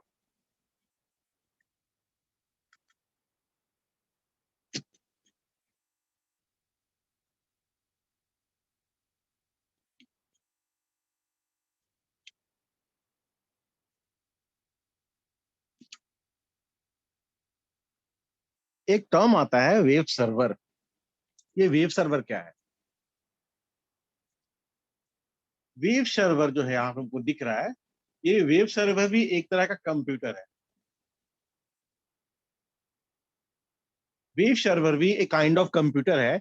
एक्चुअली कोई भी हम ऑनलाइन सॉफ्टवेयर यूज करते हैं, जैसे किसी भी बैंक का कोई भी सर्विस, किसी भी इंश्योरेंस कंपनी का service, even even railway ticket, airlines tickets, या कुछ भी ऐसा, तो डेटा जो हमारा है हमारे लोकल कंप्यूटर में सेव नहीं होता, बल्कि रिमोट कंप्यूटर में सेव होता है, और उस कंप्यूटर का सर्वर या उसका वेब सर्वर, यानी वेबसाइट्स के माध्यम से हम डेटा देते हैं, और सैटेलाइट के माध्यम से वो किसी रिमोट सिस्टम में जाके सेव होता है, that one is called web server. यानी हम जो भी एंट्री कर रहे हैं, हम जो भी फाइनेंशियल ट्रांजेक्शन कर रहे हैं, वो डेटा मेरे कंप्यूटर में सेव नहीं है, कहीं और है। तो थोड़ा सा मैंने डिफाइन किया है, एनी ऑनलाइन सॉफ्टवेयर, कोई किसी भी तरह का ऑनलाइन सॉफ्टवेयर में, बैंक का हो सकता है, रेलवे का हो सकता है, इंश्योरेंस का हो सकता है, data is stored in a web server. Data जो है वो हमेशा एक वेब सर्वर में स्टोर होता है, instead of local computer. Local computer में ये स्टोर नहीं होता है। जब डेटा मेरे पास नहीं है, तो डेटा का सिक्योरिटी भी मेरे हाथ में नहीं है।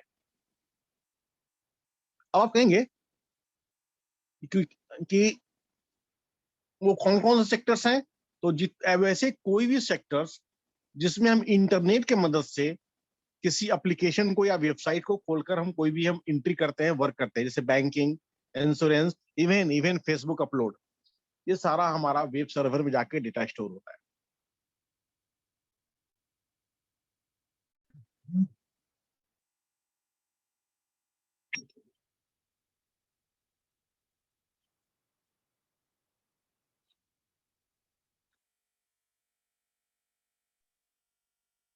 जी संतोष जी, भाई साहब आपकी हाँ जी, आवाज।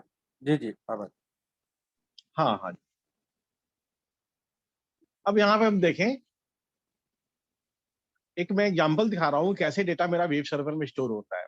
यहाँ मैंने कुछ एग्जांपल्स लिखा हुआ है। सपोज एलआईसी का एग्जांपल, एक वेल नोन एग्जांपल है। एलआईसी का एग्जांपल देने का मतलब बिल्कुल ये नहीं है कि मैं एलआईसी का ही एग्जांपल रहा हूँ, ये एक एग्जांपल्स है किसी भी इस पर, इसको समझने के लिए। इसमें जो हमारा वर्क होता है, एक्चुअली कोई भी एलआईसी के जितने भी ब्रांचेज हैं, किसी भी शहर में हो, एलआईसी का ये ब्रांच, ये ब्रांच, या ये ब्रांच, जितने भी शहर में ब्रांच है, अल्टीमेटली अपने एक डेडिकेट सर्वर से जुड़े हुए होते हैं। एलआईसी का एक अपना सर्वर है, एसबीआई का भी अपना सर्वर है, बैंक ऑफ इंडिया का अपना सर्वर है। तो जितने भी एलआईसी के ब्रांचेस हैं, वो सारे के सारे ब्रांचेस, उस ब्रांच के हर एक कंप्यूटर्स, वो एक अपने रिमोट कंप्यूटर सर्वर जुड़े हुए हैं। और यहाँ पर मैंने एरो बनाया है, तो ये एरो जो मैंने बनाया हुआ है, इसमें डबल एरो है, ये भी है, ये भी है।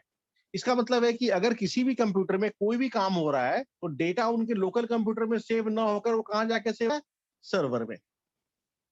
और कभी भी कोई भी पॉलिसी या कोई भी हम रिपोर्ट देखना चाहते हो तो डेटा तो हमारा सर्वर में है, वो सेंट्रलाइज सिस्टम है, वहां से हमारा आता है डेटा, यहाँ आता है और हमारे लोकल सिस्टम में आता है। इस तरीके से जो भी हम काम करते हैं वो सर्वर में सेव होता है और केवल सर्वर में सेव होता है, जिसको हमने अभी वेब सर्वर कहा। यही रीजन है कि अगर एक ब्रांच से कोई भी वर्क किया गया है तो सेकंड ब्रांच में डेटा हमको अवेलेबल हो जाता है, क्योंकि डेटा हमारा सेंट्रलाइज प्लेस पे है, सर्वर पे है। तो ये हमारा कॉन्सेप्ट है। अब ये जो हमारा जो डेटा कहेंगे कि कैसे हमारा लोकल ब्रांच हो सकता है, पटना में हो, दिल्ली में हो, रांची में हो, गुड़गांव में हो, वो सर्वर कहाँ है? सर्वर सपोज मुंबई में है। वो डेटा कैसे फ्लो करता है? तो डेटा और इंफॉर्मेशन इज सेव्ड और retrieved from the server normally using satellite. एक कम्युनिकेशन मीडिया है सैटेलाइट, जो एक नेचुरल सैटेलाइट है मून, और ये एक आर्टिफिशियल सैटेलाइट है। ये सैटेलाइट अर्थ के चारों अपने ऑर्बिट में घूम रहा है और वो सैटेलाइट का यूज करते हुए डेटा को फ्लो करके लोकल सिस्टम से, लोकल ब्रांच से सर्वर में पहुंचा रहा है और सर्वर से फिर लोकल ब्रांच में पहुंचा रहा है। तो इसमें इसका रोल है। अब हम देखें कि ये जो सर्वर है, ये आपका सर्वर है। ये इसमें मल्टी लेयर सिक्योरिटी होता है और जो भी डेटा ये स्टोर करता है ये कोडेड फॉर्म में होता है, इनक्रिप्टेड फॉर्म में होता है। इनक्रिप्टेड मतलब वो दूसरे भाषा में बदल जाता है। हमारे हार्ड डिस्क में भी जो डेटा स्टोर होता है वो 01 के फॉर्मेट में होता है। वहां पर भी सर्वर में भी हमारे डेटा को इनक्रिप्टेड फॉर्म में सेव किया जाता है, कोडेड फॉर्म में किया जाता है, और मल्टी लेयर सिक्योरिटी होता है ताकि हैकर्स हमारे डेटा को एक्सेस ना कर सके, यूज नहीं कर सके, चोरी नहीं कर सके। लेकिन कंप्यूटर की दुनिया में कहते हैं कि ताला बड़ा की चाबी। सर्वर अपना सिक्योरिटी देखता है और हैकर्स प्रोग्रामिंग करके, हैकर्स क्या है, बहुत ही वेल प्रोग्रामर है, जिसके पास अच्छा प्रोग्रामिंग स्किल है। वो क्या करता है, अपने प्रोग्राम के मदद से वो इस सर्वर को एक्सेस करने का कोशिश करते रहता है और करते रहता है। Due to the heavy security, multi layer security of server, ये 99.99% और उससे भी ज्यादा परसेंट में ये फेल हो जाते हैं। लेकिन वो करते रहते हैं कि कहां पर वो सिक्योरिटी को तोड़ नहीं पाए। और कंप्यूटर में की दुनिया में प्रोग्राम ही सब कुछ है, कोडिंग ही सब कुछ है। वो अपने कोडिंग को इम्प्रूव करते हैं और ऐसे बहुत सारे घटना घटे हैं जिसमें हैकर्स ने सर्वर का डेटा हैक कर लिया है। और कुछ एग्जाम्पल्स है।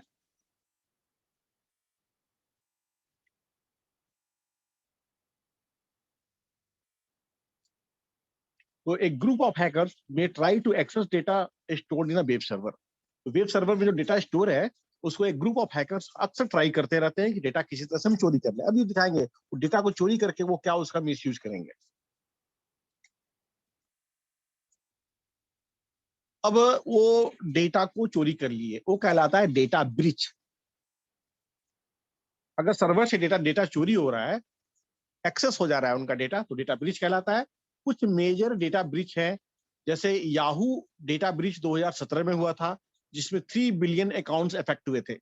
लिंक्ड इन सोशल मीडिया का एक है, ये 2021 में हुआ, जिसमें 700 मिलियन यूजर्स का डेटा को पब्लिक कर दिया गया। फेसबुक में भी 2019 में हुआ था। उबर में यूबर जो हम जानते हैं टैक्सी जो हमारा एक सर्विस है, उसमें 57 मिलियन यूबर उबर यूजर्स का और इतने ड्राइवर्स का डेटा को वो हैक कर लिया गया था। और इस तरह से जूम का भी हुआ था 2020 में ही। तो कुछ मेजर डेटा ब्रीच है। अब ये तो हम देख रहे हैं कि मल्टी लेयर सिक्योरिटी होने के बाद भी हो सकता है कि हैकर्स हमारे डेटा को एक्सेस कर लें, वेब सर्वर से डेटा को निकाल लें। कभी कभी क्या होता है कि किसी ह्यूमन इन्वॉल्वमेंट से भी ये काम हो पाता है, तो हर तरह का वो लोग प्रयास करते हैं। अब हम ऐसा इमेजिन करते हैं कि एक कंपनी का जो सर्वर है उसमें हैकर्स ने डेटा को हैक कर लिया, उनके डेटा को चुरा लिया। अब देखते हैं, अब वो डेटा चुरा लिए, यानी हमारा जो भी इंफॉर्मेशन उस सर्वर में सेव था अब उनके पास है। जैसे हम अपने किसी भी कंप्यूटर में पेन ड्राइव लगाते हैं और डेटा का एक कॉपी ले लेते हैं, कुछ वैसे ही वो डेटा का एक कॉपी अपने पास रख लिए। अब उस डेटा का वो मिसयूज करेंगे और यहीं से हम फाइनेंशियल फ्रॉड का शिकार बनेंगे। देखते हैं कैसे। हम फिर एक एग्जांपल देते हैं एलआईसी का, क्योंकि इसलिए मैं इसका नाम कर ले रहा हूं कि सभी लोग कम से कम इस नाम को जानते हैं, उसके सर्विस को समझते हैं। ये उस कंपनी से बिल्कुल संबंधित नहीं है, मैंने बस एक एग्जांपल के लिए इसको मैं बताने जा रहा हूँ। तो सपोज हम करते हैं कि 5 लाख यूजर्स के डेटा को हैक कर लिया गया एलआईसी के सर्वर से। अब उनके पास आपका सारा इंफॉर्मेशन है, मींस आपका नाम, policy number, date of birth, phone number, premium amount, कब आपका प्रीमियम अप टू डेट हो रहा है, मतलब कंप्लीट डिटेल उनके पास आ गया। अब क्या करेंगे, वो उस डेटा का मिसयूज करेंगे और आपके रजिस्टर्ड फोन नंबर पर आपको एसएमएस करेंगे, या फिर वो आपके रजिस्टर्ड जो दिया हुआ जो ईमेल आईडी है उस पर मेल करेंगे, या दोनों पर वो आपको मैसेज डिलीवर करेंगे। अब मैसेज डिलीवर करेंगे कुछ इस फॉर्मेट में कि डियर संतोष सिन्हा, जो भी नाम आपका रहेगा वो नाम आ जाएगा, LIC premium of policy number 1234567 of rupees this is due on this date. You can pay premium online at, उसके बाद एक लिंक दिया हुआ होगा। बस यहीं से सारा कुछ शुरू हो जाता है। अब इस मैसेज को हमने देखा तो देख रहे हैं कि वो जो एसएमएस आ रहा है, बैंक से भी एसएमएस आता है तो लिखा आता है एसबीआई कुछ लिखा रहता है, तो लगता है चलो एसबीआई का एसएमएस आया है। इसमें भी एलआईसी, उसको हम सेंडर आईडी कहते हैं। जब हम कोई भी एसएमएस रिसीव करते हैं तो जो नाम, जो 6 कैरेक्टर का नाम होता है, आप किसी भी देख लें, बैंक के में शुरू में 2 कैरेक्टर होता है, फिर डैश और फिर 6 कैरेक्टर्स होता है, उसी में वो मिलता जुलता एक नाम ले लेते हैं, LICINI कुछ ले लेंगे ऐसा, और वहां से मैसेज आएगा और आपको लगेगा कि नहीं ये तो सही कहा जा रहा है, मेरा नाम भी इसमें आ रहा है, मेरा पॉलिसी नंबर भी सही आ रहा है, अमाउंट भी सही आ रहा है, हाँ हमने 10/8 को पॉलिसी लिया था, हाँ सब कुछ तो ऑथेंटिकेट लग रहा है, और सही में मेरा प्रीमियम ड्यू में है, इसने मुझे रिमाइंडर किया है, थैंक्स फॉर इट। और हम जाते हैं और वो जो गिवन लिंक है, इस गिवन लिंक पर हम क्लिक करते हैं कि चलो पेमेंट कर देते हैं, ध्यान से उतर जाएगा। और जैसे ही हम पेमेंट करते हैं, हम पहुंच जाते हैं, हम रीडायरेक्ट हो जाते हैं, यानी उस लिंक के माध्यम से एक हम फेक वेबसाइट पर पहुंच जाते हैं, नकली वेबसाइट पर पहुंच जाते हैं। चूंकि मैं भी एक वेब डेवलपर हूं, तो मुझे भी एक आइडिया है कि हम किसी भी वेबसाइट का एक कोलोन बना सकते हैं, आप लोग भी जानते हैं। तो आपको एक वेबसाइट खुलेगा जिसमें उसमें उस वेबसाइट का नाम भी LIC इंडिया ऐसे करके ही कुछ रहेगा, मेन नाम दिखाएगा, और बिल्कुल उसको आप ओपन करेंगे तो आएगा भारतीय जीवन बीमा निगम, life insurance corporation of India, सारा कुछ उसका आएगा, चेयरमैन का फोटो आएगा, वॉट एवर, सारा इन्वायरमेंट आपको लगेगा कि हाँ ये सारा कुछ तो सही दिख रहा है। उसके बाद वो रहेगा कि इंटरव्यू पॉलिसी नंबर भी देंगे, इवन पॉलिसी नंबर देंगे, आपके फोन नंबर पे ओटीपी भी भेजेंगे, वो इतना आपका फेथ लेंगे वो कि आपके रजिस्टर्ड नंबर पे ओटीपी भी भेजेंगे, one time password, a kind of SMS वो भी होता है, आपको ओटीपी भेजेंगे, ओटीपी आपको देके भरने बोलेंगे, आपको लगेगा कि बहुत सेफ्टी से काम हो रहा है।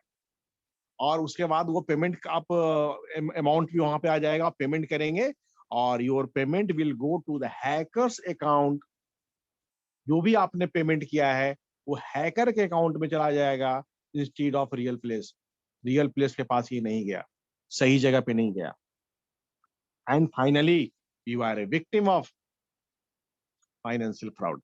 और इस तरह से आप फाइनेंशियल फ्रॉड के शिकार हो गए।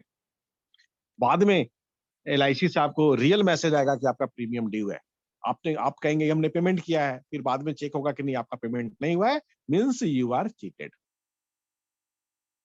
और ये चूंकि ये चल रहा है कि हम ऑनलाइन पेमेंट कर दें, सारा कुछ ऑनलाइन कर लें, घर बैठे बैठे कर लें, तो इसीलिए हैकर्स भी इस तरह का प्रयास करते रहते हैं कि कैसे वो आप तक पहुंच जाए, आपका विश्वास जीते तो वो डेटा चोरी करके ये सारा कुछ पॉसिबल है। एसएमएस भी आपको ड्राफ्ट करके भेज दिए, ईमेल भी भेज दिए, आपको लिंक भी भेज दिए, उसको क्लिक करने पे ओरिजिनल एलआईसी जैसा ही आपको वेबसाइट भी दिखाई दिया, वहां से पेमेंट कर दिए। अब आपके हाथ में कुछ नहीं है, क्योंकि जो टीम ये काम कर रही है, ये आपके घर के अगल बगल का टीम नहीं है। हो सकता है कि दूसरे कंट्री में, फॉरेन में, कनाडा का एक ग्रुप हो, अमेरिका का एक ग्रुप हो। अब आपका 12,000 रुपया के लिए आप इंटरपोल का हेल्प लेकर उतना वो प्रोसेस पॉसिबल नहीं है। और इस तरह से वो बहुत सारे अकाउंट्स में वो भेजेंगे, जहां जहां से जो पैसा आ गया अकाउंट में पैसा चला जाएगा। और ऐसे भी लोकली भी आप जानते हैं कि पेटीएम वर्चुअल बैंक भी होता है, जो हम लोग आए दिन पेपर में पढ़ते रहते हैं कि ओटीपी आया, हमने ओटीपी दिया, पैसा निकल गया, बैंक से मालूम चला कि बैंक में नहीं गया, पेटीएम वर्चुअल बैंक में गया। वो ट्रेस कर पाना थोड़ा मुश्किल होता है। तो ट्रेस पर विश्वास न करके हम प्रिकॉशंस पर भरोसा करें, प्रिकॉशंस अपनाएं कि हम किस तरीके से इस तरह के फ्रॉड से बच सके। तो कुछ प्रिकॉशंस हैं, कुछ प्रिकॉशंस को हम लोग देखेंगे, इस प्रिकॉशंस को हम फॉलो करेंगे तो हो सकता है कि हम इस तरह के फ्रॉड से बचें या एकदम मिनिमाइज हो जाएगा।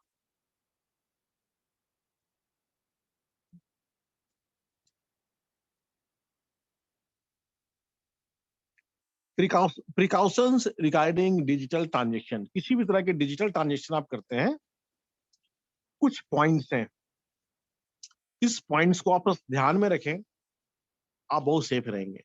सबसे पहला और सबसे major, don't open unknown link.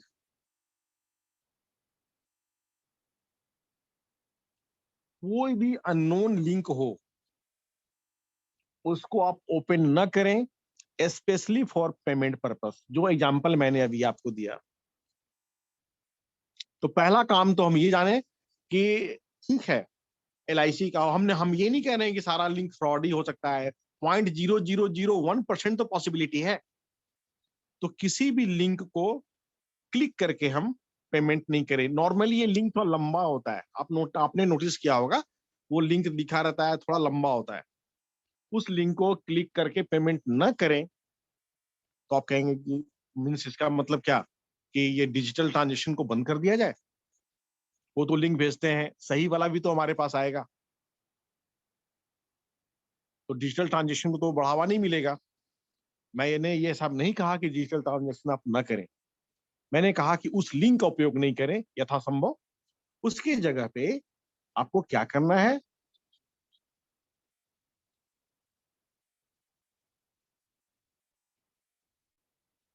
Use only official website,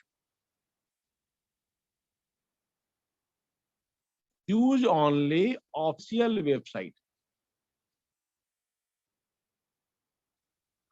केवल और केवल ऑफिशियल वेबसाइट को यूज करें। जैसे जैसे जैसे मान लेते हैं कोई भी,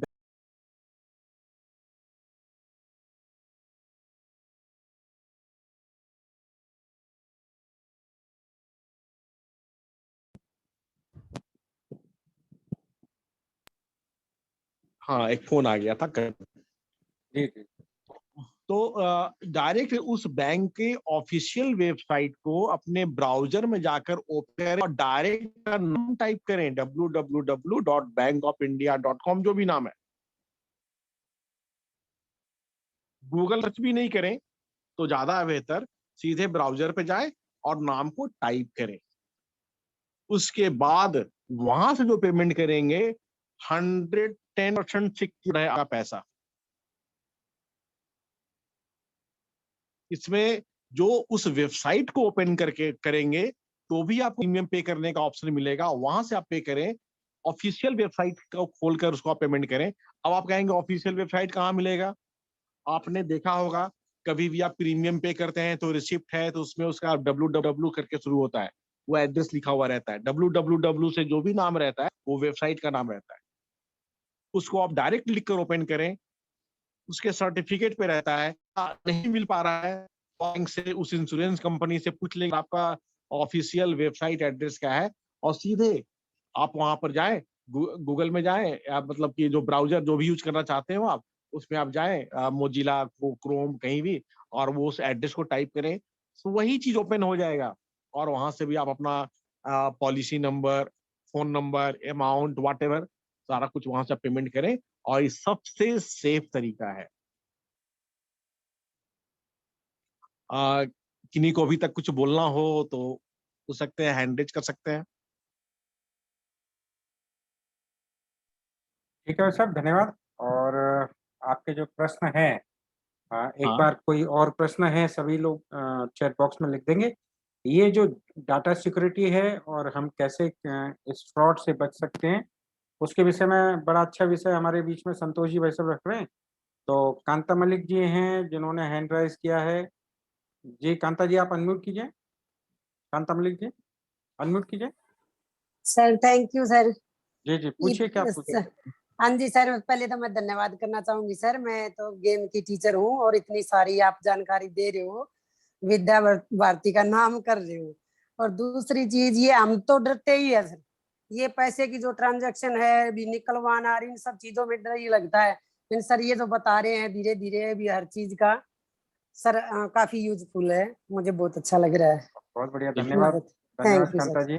थैंक और आपके कोई और प्रश्न हो तो वो चैट बॉक्स में लिखिए, क्योंकि ये जो जी। हम हाँ जी अगर सर, समय, हाँ कंप्यूटर समय फ्रॉड कम। से नहीं बच पाए तो जी जी दिक्कत जी है। इसलिए हम जी। लोगों ने निश्चित रूप से ये सारी चीजें कहीं ना कहीं करनी हाँ हम होंगी। स्पोर्ट्स वाले टीचर को तो सर वैसे भी कम ही होते हैं, लेकिन अब ये भी ऑनलाइन बच्चों की में एंट्री करनी पड़ती है, जरूरत पड़ती है, इन सब चीजों की काफी हेल्पफुल रहेगा सर ये। धन्यवाद धन्यवाद वंस अगेन। धन्यवाद कांता जी। और बहुत अच्छा आप लोगों ने ये विषय इसको समझा, और निश्चित रूप से ये सारे विषय हम लोगों के लिए बड़े लाभकारी होंगे। धन्यवाद। और काफी लोगों ने आपको बड़ा अच्छा धन्यवाद लिखा है संतोष भाई साहब, और एक अच्छा विषय आप लोगों ने सबके सामने रखा है। ये स्क्रीन थोड़ा ऑफ कर दीजिए। नहीं, थोड़ा एक एक दो पॉइंट और बचा हुआ है, बस ये और भी जी कुछ जी जी, प्रिकॉशन है, बस उसको कंप्लीट करके मैं बिल्कुल। खत्म करता हूँ। हाँ, तो एक तो हमारा हो गया कि ऑफिशियल वेबसाइट को यूज करना है। सेकंड थिंग कि बहुत सारे ऐप रहते हैं, उससे पेमेंट होता है, तो किसी भी ऐप का यूज कर रहे हैं तो वो भी ऑफिशियल ऐप का ही यूज करें। हर बैंक का एक अपना ऑफिशियल ऐप होता है, उनसे नाम पूछ लें तो ही इंस्टॉल करें, और उसके बाद ही उसे ट्रांजेक्शन करें। तो वेबसाइट और ऐप हमेशा ऑफिशियल यूज करें। तीसरा, आप, ये भी एक बहुत ही मार्केबल बात है ये पॉइंट, आप देखते होंगे कि कोई भी यूआरएल, यूआरएल कहते हैं वेब एड्रेस को।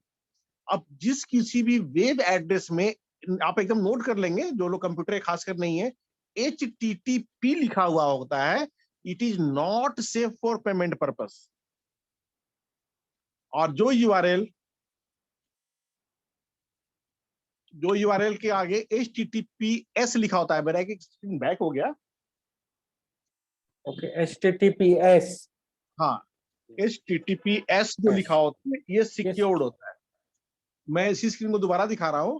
कभी भी कुछ पेमेंट करना हो तो जिसमें HTTP होता है उस पर बिल्कुल भी पेमेंट नहीं करना है। जो HTTPS होता है ये सिक्योर्ड होता है। इसका फुल फॉर्म होता है हाइपर टेक्स्ट ट्रांसफर प्रोटोकॉल, और एक ग्रुप ऑफ अथॉरिटी है, उससे वो उसको सर्टिफिकेट मिला रहता है। ये सिक्योर्ड होता है। आप नोटिस करना कि किसी भी बैंक के वेबसाइट को खोलना, मोबाइल पे वो ताला लगा हुआ दिखेगा, और अगर आप उसको कंप्यूटर पे खोलेंगे तो स्टार्टिंग में HTTPS दिखेगा। तो जिसमें HTTPS है, you can go through it. ये बहुत हद तक सिक्योर है, लेकिन HTTP भूल कर भी नहीं। इवन मैं तो कहूंगा स्कूल का पेमेंट भी नहीं, क्योंकि उसपे भी हैकर्स इजीली आपको हैक कर सकते हैं आपके डेटा को। Next, use original antivirus software. Antivirus software हमको ओरिजिनल यूज करना चाहिए, पायरेटेड नहीं। अभी हरीश सर ने बताया कि उन्होंने किसी भी सॉफ्टवेयर को पायरेटेड यूज नहीं किया है, बिल्कुल सही है। और एंटीवायरस तो भूल कभी यूज नहीं करें, वो जो हमारा वो एकदम वो काम नहीं करता है, और बस और हमारे डेटा को थेफ्ट कर लेता है।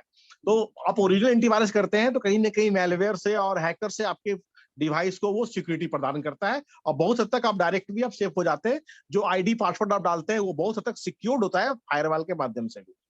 और इस तरीके से और भी ऐसे बहुत सारे पॉइंट्स हैं, तो थोड़ा इस चीज को ध्यान रखना है, और हमको लगता है कि इससे आपको बहुत सारी सुविधाएं मिल सकती हैं। हाँ, तो मेरा तो जो प्रेजेंटेशन पार्ट था वो तो क्लियर हो गया, फिनिश हो गया। आप आगे राकेश जी आप देख सकते हैं। धन्यवाद भाई साहब। और निश्चित रूप से ये विषय बड़ा रोचक और बड़ा जानकारीप्रद था, हम लोगों के लिए बड़ा काम में आने वाला है। और धन्यवाद भाई साहब। चलिए अगले विषय की ओर हम बढ़े हैं, उसके पहले एक छोटी सी कुछ टिप्स जिनको हमें बड़ी काम में आ सकती हैं, उनको हम लोग थोड़ा देखेंगे। एक बड़ी अच्छी एप्लिक वो है अल्ट पी। आप ये देख रहे होंगे, एक अल्ट पी, इसका क्या उपयोग होता है, कोई बता सकते हैं? चैट बॉक्स में लिखें। एक ये है अल्ट पी, इस की का उपयोग क्या हो सकता है? चलिए, अगली की है विंडो वी। ये एक अच्छी एक शॉर्टकट की है, इसका क्या उपयोग हो सकता है, इसको हम थोड़ा सा विचार करें। एक है बढ़िया, दो ऐप बताई, और एक है बड़ी अच्छी ऐप, वो है विंडो हैज कॉलन। इसका क्या उपयोग हो सकता है? चलिए चैट बॉक्स में लिखिए। ओके, चैट बॉक्स में आप लोगों ने लिखा है, ओके क्या लिखा है? पेस्ट। ओके ठीक है ठीक है, ओके चलिए इसको थोड़ा सा हम समझने की कोशिश करेंगे। ठीक है, ओके मैं स्क्रीन शेयर ऑन करता हूँ। Okay, share screen. ठीक है, पहली की हमने जो बताई थी वो थी, ओके जैसे मैं इस आईसीटी के इसमें आया और यहाँ पर मुझे अल्ट पी ये मैंने दबाई ये स्क्रीन पर, तो आप ये देखेंगे कि एक साइड में प्रीव्यू का ऑप्शन आ जाएगा। जैसे ही मैं किसी वेबसाइट, मतलब आपको हर फाइल खोलने की जरूरत नहीं पड़ेगी, हर फाइल को खोलने की जरूरत नहीं पड़ेगी। इस फाइल में क्या है उसका ये प्रीव्यू ये साइड में आपको दिखाई देने लगेगा। ये देखिए साइड में आपको ये प्रीव्यू आ गया। मतलब हर बार क्या होता है कि फाइलें कहाँ कहाँ हैं खोजना पड़ता है, तो आपको जरूरत नहीं है। एक प्रीव्यू जो है आपको अल्टर और पी दबाने से हर फाइल का आपको प्रीव्यू यहाँ पर दिखाई देगा। इस फाइल में क्या है, केवल क्लिक करेंगे, साइड में प्रीव्यू है, प्रीव्यू के अंदर भी आपको जाना है तो आप इसको माउस को खिसकाते जाएंगे, आप यहाँ से आगे बढ़ते जाएंगे। आप ये देखिए यहाँ से आप इसको आगे कर सकते हैं, यहाँ से जा सकते हैं। देखिए नीचे सिंबल आ गया। तो ये अल्ट पी, इस कहीं नोट कर लीजिए, अल्ट ALT ही है और पी यानी उसका प्रीव्यू। ओके, क्या चैट बॉक्स में पेस्ट। ठीक है, अगला है एक एप्लीकेशन जिसको हमने कहा था window has colon. Has colon यानी एक बिंदी ऊपर और नीचे डॉट। अगर हमें ये करना है तो जैसे मैंने यहाँ पर किसी प्रेजेंटेशन में मैंने ये विंडो की दबाई और हैज कॉलन की दबाई, तो इससे क्या होगा कि हमें इमोजी मिल जाएंगे। देखिए इमोजी खुल गए। कोई भी पावर पॉइंट प्रेजेंटेशन में अगर हमें कोई इमोजी पेस्ट करना है तो इमोजी कहाँ से आएंगे? पावर पॉइंट प्रेजेंटेशन में सबसे अच्छा है विंडो की दबाइए और हैज कॉलन की दबाइए, हैज कॉलन। ओके ठीक है, देखिए आपके सामने विंडो की दबाई मैंने और ये हैज कॉलन दबाया, तो मेरे सामने ये अलग अलग प्रकार के इमोजी आ गए। दो शॉर्टकट देखे अपन ने, अल्ट पी और विंडो की और हैज कॉलन। ठीक है, एक बड़ी मजेदार की और है विंडो वी। विंडो वी जैसे ही मैं दबाऊंगा, विंडो की है कीबोर्ड पर और वी दबाया तो ये हमारा क्लिप बोर्ड खुल जाता है। और देखिए बड़ी मजेदार है, आपको क्लिप बोर्ड में कई बार आप वेबसाइट देख रहे हैं या कुछ भी देख रहे हैं, आपको कोई एक इतना सही कॉपी करना है, इसको कंट्रोल कॉपी कर लीजिए। ओके, ये आपके उसमें कॉपी हो गया क्लिप बोर्ड में। इसको कर लीजिए, एक साथ कई कॉपी कर लीजिए, कंट्रोल कॉपी कर लिया, फिर एक को कॉपी कर लीजिए, जैसे ये कॉपी करना है तो इसको कॉपी कर लिया, कंट्रोल C दबा दिया मैंने। अब फिर मैंने विंडो वी निकाला, तो ये देखिए विंडो वी निकालते से ही ये मैंने जितनी जितनी चीजें कॉपी की थी एक क्लिपबोर्ड में ऑटोमेटिकली सब दिख रही है मुझे। अब इसको मुझे वर्ड में ले जाना है, मैं कहीं भी, तो मैं वर्ड में ले जाकर इसको कंट्रोल V को यहाँ फिर मैं क्लिपबोर्ड खोलूंगा, सिंपल। ये देखिए मैंने एक विंडो फाइल खोली और यहाँ पर वो पेस्ट करना है। आप कहीं वेबसाइट में देख रहे हैं, कहीं कोई पीडीएफ पढ़ रहे हैं, पीडीएफ पढ़ते समय आपको कोई नई नई चीजें उसमें से लानी है। अब मैं विंडो वी की फिर दबाऊंगा तो ये आ गया। अब जिसको क्लिक करेंगे वो पेस्ट होता जाएगा। फिर विंडो वी दबा दिया, फिर इसको पेस्ट कर दिया, फिर विंडो वी दबा दिया, इसको पेस्ट कर दिया। तो मैंने जो जो कॉपी किया था वहां से वो सारी क्लिपबोर्ड में आ गया। फिर मुझे यहाँ पर क्लिपबोर्ड यहाँ से मैं क्लियर कर सकता हूँ, अथवा यहाँ से मैं क्लियर ऑल कर सकता हूँ। मेरा क्लिपबोर्ड खाली हो गया। एक ही कंट्रोल सी से आप बहुत सारी चीजें एक साथ कॉपी कर लीजिए। विंडो वी से आप उसमें पेस्ट करते जाइए, और विंडो वी कहीं भी खोलिए और आपका क्लिपबोर्ड खुल जाएगा। सारे के सारे आपको पेस्ट हो जाएंगे। 3 बड़ी महत्वपूर्ण शॉर्टकट आपको मैंने बताए हैं। पहला है अल्ट पी, अल्टर पी, फिर विंडो वी, और इसके बाद तीसरा है कंट्रोल कॉपी, नए पे जाएंगे पेस्ट, और हैज कॉलन, इसको कहते हैं अपन हैज कॉलन। ये ये नहीं, ये वाला। ओके, ये 3 महत्वपूर्ण की आप चाहे तो नोट कर लीजिए। ओके, ये 3 महत्वपूर्ण की आपके बड़े काम में आने वाली हैं, आपकी सहायता करेंगे। अल्ट पी, विंडो वी, और window has colon. Window has colon emoji के लिए, विंडो वी क्लिपबोर्ड के लिए, और अल्ट पी जो है किसी भी फाइल के प्रीव्यू देखने के लिए। मुझे लगता है कि ये बात आप सबके लिए एकदम नई होगी। पता नहीं नई होगी कि पुरानी होगी, कैसी लगी? ओके, जानकारी कैसी है? तीनों कीयों का उपयोग कभी आपने किया? Yes and no? क्या यस या नो? यस, राजकुमार जी, नई बात सीखने को मिली। नई बात है, ओके। ठीक है, उपयोग किया है कि नहीं? नो, यस, तीनों की आप डाउनलोड कर लीजिए। और हमारे बीच में संजय कुमार उपाध्याय जी भाई सब आ रहे हैं, वर्ड की, MS वर्ड की नई नई टिप्स और ट्रिक्स लेकर। मैं सीधे ही संजय जी से आग्रह करता हूँ, समय भी कम है और फटाफट वो हमारे सामने विषय रखेंगे। संजय, नमस्कार। नमस्कार भाई, सब स्वागत है। नमस्कार सभी को। विषय प्रारंभ करिए। जी, मेरा भी 2 आईडी है। मेरे सेकंड आईडी को होस्ट किया जाए, राजकुमार जी, मैं शेयर करता हूँ।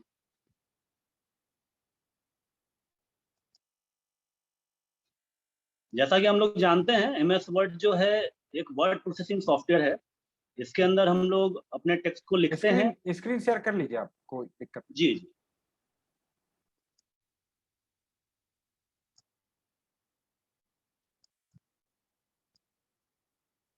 स्क्रीन दिख रहा है?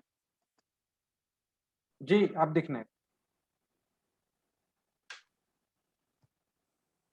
हाँ जी, वर्ड प्रोसेसर में हम लोग क्या करते हैं, जो भी टेक्स्ट पे अपने टाइप करनी होती है, सिंपली टाइप करते हैं और उसके ऊपर फॉर्मेटिंग करते हैं।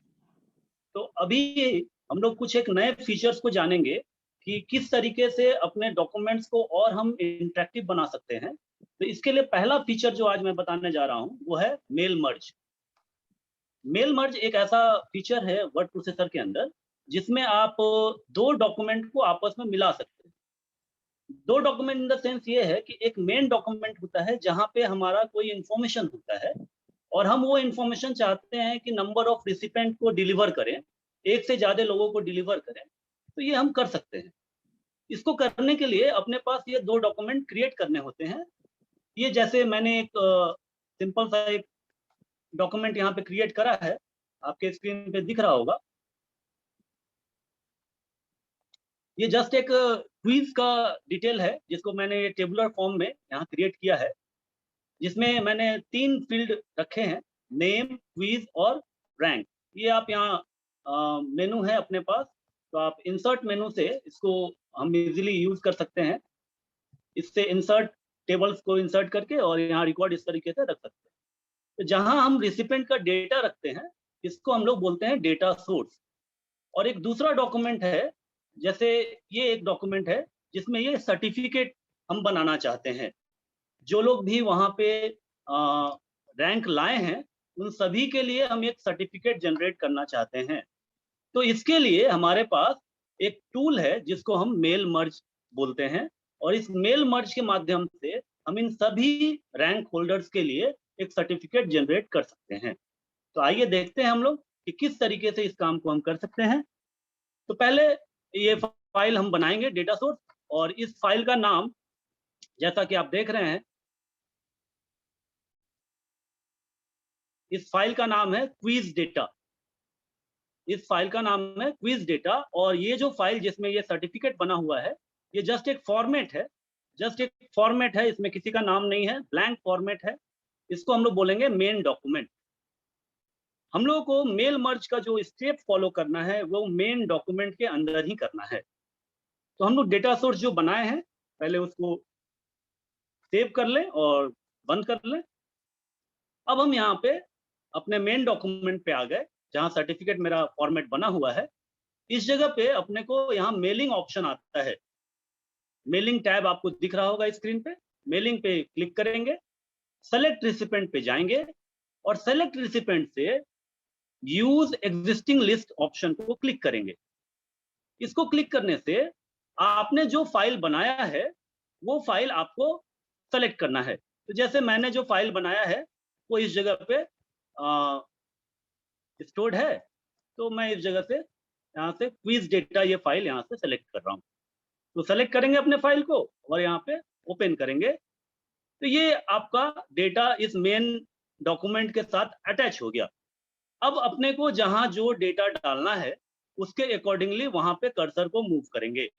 जैसे यहाँ पे हमको नाम डालना है, तो यहाँ हमने इसको सेलेक्ट करा, और यहाँ इंसर्ट मर्ज फील्ड आपको दिख रहा होगा, इसको क्लिक करेंगे, और इसके अंदर देखिए यहाँ नेम ऑप्शन, जो मेरा फील्ड था, जो मैंने वो डेटा सोर्स फाइल में बनाया था, वही चीज यहाँ पे आ गया है।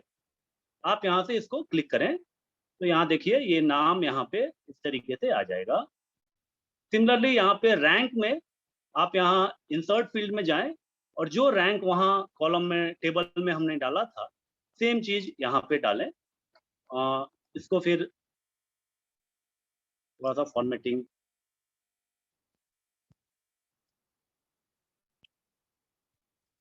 और सिमिलरली ये तीसरा डेटा जो था कि कौन से क्विज कंपटीशन का ये हम बना रहे हैं, तो 3 क्विज कंपटीशन थे वहाँ पे, कंप्यूटर, मैथ और साइंस।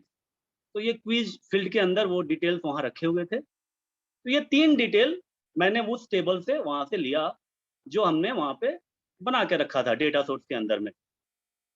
अगर आप देखेंगे कि अब ये यहाँ पे इस तरीके का डेटा आपके पास इंसर्ट हो चुका है। एक बार सारा फील्ड आप इंसर्ट कर चुके हैं अपने डॉक्यूमेंट के ऊपर, देन आप यहाँ पे देखिए एक बटन है प्रीव्यू रिजल्ट, इसको आप क्लिक करें। आप क्लिक करेंगे तो आप देखेंगे कि जो भी फील्ड हमने वहां लिखा था वो सारे का सारा डेटा यहाँ पे आपके पास आ गया।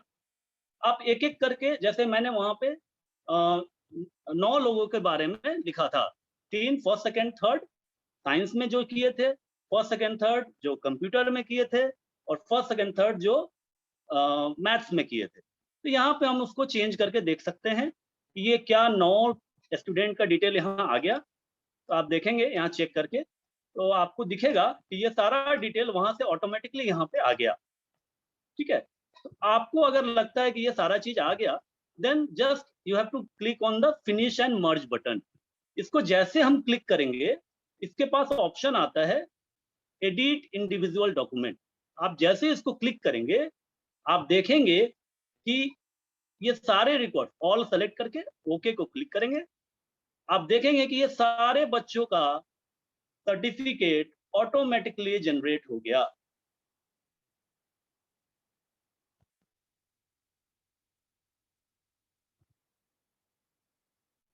एक बार हम लोग रिव्यू देखें क्या हम लोगों ने किया। देखिए हम लोगों ने क्या किया, हम लोगों ने सिंपल एक मेन डॉक्यूमेंट बनाया, डेटा सोर्स बनाया, टेबल इंसर्ट करके उसमें हेडिंग्स टाइप किए, और जो भी उसके रिलेटेड इंफॉर्मेशन थे उसको टाइप किया और उसको सेव करके क्लोज कर दिया। उसको एक नया डॉक्यूमेंट ओपन किया, वहां पे हम लोगों ने एक सर्टिफिकेट का फॉर्मेट डिजाइन किया था, और अब वहां से हम लोग मेल मर्ज का स्टेप फॉलो किए। यहाँ पे मेलिंग में गए, अपना रिसिपेंट को सेलेक्ट किए, और फिर डेटा सोर्स फाइल जो आपने बनाया था उसको ओपन करा।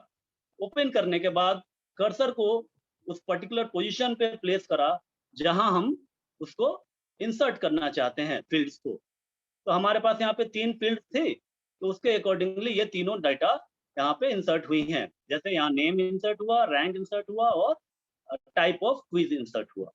तो इस तरीके से हम दो डॉक्यूमेंट को आपस में मर्ज करके इजीली एक सीरीज ऑफ डेटा जनरेट कर सकते हैं। जैसा कि आप इसका यूज कर सकते हैं कहाँ पे, इसका यूज आप कर सकते हैं जैसे गूगल फॉर्म पे हम लोग एग्जाम लेते हैं ऑनलाइन, तो ये सारी चीजें जो हैं ऑटोमेटिकली फीडेड हो जाती हैं एक्सेल फाइल में।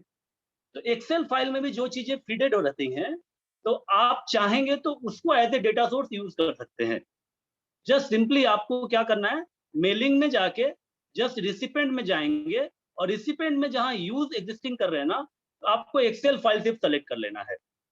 एक्सेल फाइल सेलेक्ट करें और उसके हेडिंग्स को आप यहाँ पे इंसर्ट करके अकॉर्डिंगली आप रिजल्ट भी तैयार कर सकते हैं। आप यहाँ रिजल्ट का फॉर्मेट बना लें और रिस्पेक्टिव हर स्टूडेंट का रिजल्ट डेटा वहां से उठ के यहाँ आ सकता है आपका, और आप एक रिजल्ट भी जनरेट कर सकते हैं by using the mail merge. तो ये एक बहुत ही अच्छा फीचर है मेल मर्ज, जिसके माध्यम से हम लोग सेम टाइप का format different number of recipient को डिलीवर कर सकते हैं बहुत ही आसानी के साथ। तो ये एक फीचर था। दूसरा एक फीचर है जो हम लोग जनरली देखते हैं कि जैसे हम लोग इस तरह से पैराग्राफ में जब टाइप करते हैं और एक इमेज आ जाता है इस तरीके का, और हम इसको चाहते हैं कि भैया इसको अरेंज करें ढंग से, ये अरेंज हो नहीं पाता। जब भी हम कोशिश करते हैं तो या तो लाइन ऊपर चला जाता है या तो पिक्चर इधर उधर हो जाता है। तो इस चीज को करने के लिए आपके पास वर्ड प्रोसेसर में एक टूल है जिसको हम लोग बोलते हैं टेक्स्ट व्रैपिंग। इसके लिए क्या करना पड़ेगा, आप इमेज को पहले इंसर्ट कर लीजिए, जैसे मैंने यहाँ पे इंसर्ट किया हुआ है। आप इंसर्ट कर लीजिए और इस इमेज को आप टेक्स्ट व्रैपिंग से यूज कर सकते हैं। तो इसके लिए क्या करना पड़ेगा, आपको इसको सेलेक्ट करना है, फॉर्मेट में जाना है। फॉर्मेट में जाइएगा, यहाँ देखिए टेक्स्ट व्रैपिंग है। इसके अंदर ये ऑप्शंस आते हैं, inline, square, tight, behind text, in front text, top and bottom, इस तरह का ऑप्शंस है यहाँ पे। एक एक करके हम लोग देखें क्या यूज है इसका। इनलाइन अगर हम सेलेक्ट कर लेते हैं इमेज, इसका प्रोसेस क्या है, पहले इमेज को सेलेक्ट कर लीजिए, फॉर्मेट में जाइए, टेक्स्ट व्रैपिंग पे जाइए और यहाँ से इनलाइन टेक्स्ट को क्लिक करिए। अब इसको आप जैसे यूज करेंगे ना, जस्ट लाइक ए कैरेक्टर ये यूज होगा। देखिए आप दो टेक्स्ट के बीच में ये कैरेक्टर के रूप में है ना, वेबसाइट लिखा हुआ था, अब एस और आई के बीच में ये एक कैरेक्टर की तरह यूज हो रहा है। तो इसको हम लोग बोलते हैं जस्ट लाइक इनलाइन, एक कैरेक्टर के रूप में ये यूज होगा। ठीक है, तो ये इमेज का फॉर्मेट इस तरीके से है। इसी को अगर आप दूसरे फॉर्मेट में देखेंगे, जैसे अगर मान लीजिए आप इसका टेक्स्ट रैपिंग करते हैं स्क्वायर, तो स्क्वायर जब करेंगे तो आप देखिए जैसे ही आप इमेज को रोटेट करेंगे तो इसके चारों तरफ आपका टेक्स्ट चला जाएगा। ठीक है ना, तो ये अपने रिक्वायरमेंट के हिसाब से हम अपने फॉर्मेटिंग में इसका इस्तेमाल कर सकते हैं। उसी तरीके से यहाँ पे और एक ऑप्शन है बिहाइंड टेक्स्ट। बिहाइंड टेक्स्ट को जब आप क्लिक करोगे तो आप देखो जो टेक्स्ट है वो ऊपर है और मेरा जो इमेज है वो नीचे चला गया। ठीक है, ये जो मेरा इमेज है वो नीचे चला गया और टेक्स्ट जो है इसके ऊपर आ गया। तो ये इमेज को आप कैसे टेक्स्ट के साथ अरेंज करोगे, उसके लिए ये टूल इस्तेमाल आप कर सकते हो, टेक्स्ट व्रैपिंग। और एक किसी में है, जैसे आप इसको फ्रंट में रखना चाहते हो, टेक्स्ट पीछे रहेगा और आपका इमेज जो है ऊपर रहेगा, तो आप इसको क्लिक करें तो ये इमेज आपका ऊपर आ जाएगा और टेक्स्ट जो है वो आपका पीछे की ओर रहेगा। तो ये आपके जरूरत के हिसाब से, जहां जैसा जरूरत है उसके हिसाब से टेक्स्ट अलाइनमेंट को हम यूज कर सकते हैं। फिर और एक ऑप्शन है, जैसे आप यहाँ पे टाइट ऑप्शन देख रहे होंगे या टॉप बॉटम है। टॉप बॉटम को जब आप क्लिक करते हैं तो इमेज के ऊपर या नीचे जहां भी आप रखेंगे इमेज बीच में हो जाएगा और लाइंस जो हैं या तो कुछ लाइंस ऊपर चली जाएंगी और कुछ लाइंस नीचे चली जाएंगी। ये टॉप और बॉटम में लाइंस चली जाएंगी, आपका इमेज इस तरीके से दिखेगा। तो ये टेक्स्ट अलाइनमेंट, टेक्स्ट व्रैपिंग के थ्रू हम लोग इस तरीके का कुछ काम इजीली कर सकते हैं और अपने डॉक्यूमेंट को और अट्रैक्टिव बना सकते हैं। एक और टूल है जिसको आप वर्ड प्रोसेसर में इजीली यूज करना चाहिए अपने को। जैसे मान लीजिए ये पैराग्राफ है, पैराग्राफ को इस तरीके का लुक अगर हम दे रहे हैं, देन ये बहुत ही अच्छा लुक तो नहीं लग रहा है। इसका अलाइनमेंट सही होना चाहिए, उसको हम लोग बोलते हैं टेक्स्ट अलाइनमेंट। तो पैराग्राफ को जब हम फॉर्मेटिंग करते हैं तो टेक्स्ट का अलाइनमेंट मेनली आप यहाँ से ऐसे सेलेक्ट कर लेंगे पैराग्राफ को, और यहाँ पे देखिए आपके पास पैराग्राफ में होम टैब के अंदर ये पैराग्राफ ग्रुप के अंदर ये यहाँ पे 4 बटन्स दिख रहे हैं आपको। ये लेफ्ट अलाइनमेंट है, ये वाला जो है ये सेंटर अलाइनमेंट है, बीच में आएगा, और ये राइट अलाइनमेंट है, और ये जस्टिफाइड है। मतलब सेंटर का मतलब होता है कि जो भी पैराग्राफ होगा उसका स्टार्टिंग जो होगा लेफ्ट साइड से होगा और राइट साइड के अकॉर्डिंगली वो ऑटोमेटिकली ब्रेक करेगा। सेंटर अलाइनमेंट में क्या होता है कि आप जो भी लिखते हैं वो सेंटर से दोनों की तरफ डिस्ट्रीब्यूट होता है, लेफ्ट एंड राइट मार्जिन की तरफ, दोनों तरफ डिस्ट्रीब्यूट होता है। और राइट में क्या होता है कि जो आपका टेक्स्ट है वो राइट मार्जिन के अकॉर्डिंगली सेट होता है। जस्टिफाइड में दोनों मार्जिन को ध्यान में रख के ये अलाइनमेंट सेट किया जाता है। तो ये तीनों में चारों में सबसे बेस्ट अलाइनमेंट जो बोला जाता है दैट इज जस्टिफाइड अलाइनमेंट। जो भी अच्छे डॉक्यूमेंट्स होते हैं उनका लेफ्ट मार्जिन और राइट मार्जिन इक्वल होने से उसको हम लोग एक आइडियल डॉक्यूमेंट बोलते हैं। तो हम लोग को प्रयास करना चाहिए इन अलाइनमेंट्स के टूल्स को यूज करने का, जैसा जहां जरूरत है। बहुत बारी ऐसा जरूरत पड़ता है कि हम लोग कुछ कोटेशंस लिखते हैं, कुछ भी कोटेशंस लिखते हैं, हेल्थ इज वेल्थ, अगर हम एक कोटेशन लिखते हैं तो हमको इसको सेंटर में करना है और इसको थोड़ा सा डेकोरेट करना है। तो ये अपने हिसाब से हम लोग इसको जैसे आप लिखना चाहें आप इसको सेट कर सकते हैं। राइटर का नाम आप देखिएगा जनरली राइट अलाइनमेंट मिलता है, कोई भी कोटेशंस जनरली सेंटर अलाइनमेंट में मिलता है। तो आप ये सारे अलाइनमेंट्स का शॉर्टकट कीज भी ध्यान में रखें। आपके पास ये पीडीएफ जाने वाला है, इसमें भी आपको ये सारी चीजें लिखी हुई हैं और कैसे करना है और कौन सा अलाइनमेंट किस तरीके से काम करता है, ये सारी चीजें आपको दिखेंगी। आप इसको यूज कर पाएंगे और किन्हीं को कहीं दिक्कत हो तो वो आप मैसेज कर सकते हैं व्हाट्सएप ग्रुप में, आपको उसका भी रिप्लाई दिया जाएगा। पैराग्राफ फॉर्मेटिंग में ये शॉर्टकट कीज हैं कुछ, जैसे आप लेफ्ट अलाइनमेंट के लिए शॉर्टकट की यूज कर सकते हैं कंट्रोल एल, सेंटर के लिए कंट्रोल ई, राइट के लिए कंट्रोल आर और जस्टिफाइड के लिए कंट्रोल जे। तो ये कुछ ऐसे टूल्स हैं जिनको आप फॉर्मेटिंग, पैराग्राफ फॉर्मेटिंग के लिए यूज कर सकते हैं। एक और ही बहुत ही इंपॉर्टेंट टूल है जिसको आप जनरली जब भी हम लोग पैराग्राफ की बात करते हैं तो उसमें इसका इस्तेमाल होता है, वो है पैराग्राफ स्पेसिंग। जैसे आप देखिए यहाँ पे 2 पैराग्राफ है, 2 पैराग्राफ के बीच में अगर मेरे को यहाँ पे ये लाइन यहाँ से मैं ब्रेक करता हूँ, ये टोटल 3 पैराग्राफ हो गया। अब इस 3 पैराग्राफ के बीच में मेरे को स्पेसिंग बढ़ाना है, तो क्या करेंगे, इसको आप ऐसे सेलेक्ट कर लो, तो इसके ऊपर का स्पेसिंग और नीचे का स्पेसिंग, हम अगर गैप ज्यादा देना चाहते हैं पैराग्राफ के बीच में तो आप इसको यूज कर सकते हो। इसके लिए आपको क्या करना है, पेज लेआउट में चले जाओ और आप देखो यहाँ पे स्पेसिंग दिख रहा है ना, पैराग्राफ के अंदर स्पेसिंग दिख रहा है। अब बिफोर मतलब पैराग्राफ से पहले, आप इसके पॉइंट्स को बढ़ाओ, आप देखोगे पैराग्राफ से पहले आपका जो भी स्पेस है वो क्रिएट हो रहा है, और आफ्टर को जब आप क्लिक करोगे तो आप देखोगे पैराग्राफ के बाद का जो स्पेस है वो क्रिएट हो रहा है। तो ये पैराग्राफ के बीच में स्पेसिंग करना, यहाँ देखो कहीं पे भी आप देखोगे कि इंटर नहीं है, यहाँ पे आप लोग देखो, यहाँ पे आप लोग देखिएगा कि ये कहीं पे भी ये एंटर की यूज नहीं हो रहा है, सीधा पैराग्राफ टू पैराग्राफ शिफ्टिंग है। तो ये गैपिंग जो है इसको हम लोग बोलते हैं पैराग्राफ स्पेसिंग। तो इस पैराग्राफ स्पेसिंग को हम इजीली यूज कर सकते हैं by using this page layout option. Page layout के अंदर ये पैराग्राफ ऑप्शन आता है और इसके अंदर ये स्पेसिंग का एक ऑप्शन है। इसमें आप बिफोर पैराग्राफ और आफ्टर पैराग्राफ जैसी आपकी जरूरत है उसके अकॉर्डिंगली आप इसको इंक्रीज और डिक्रीज कर सकते हैं।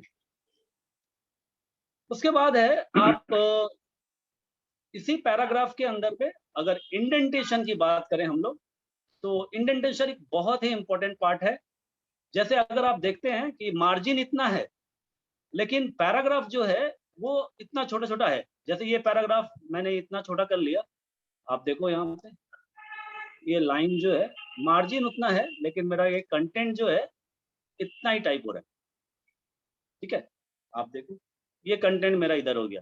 अब ये इसका कंटेंट जो है ये दूसरे पैराग्राफ का कंटेंट आप देखो ये बड़ा है।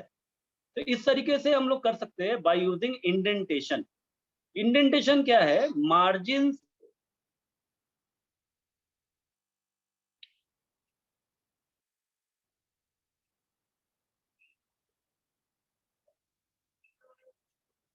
का इंडेंट अप्लाई कर सकते हैं। ये जो पहला आप देख रहे हो that is called first line indent, और ये जो राइट साइड में देख रहे हैं that is called right indent. तो इंडेंटेशन जो होता है ये तीन तरह का मेनली आपको दिखेगा।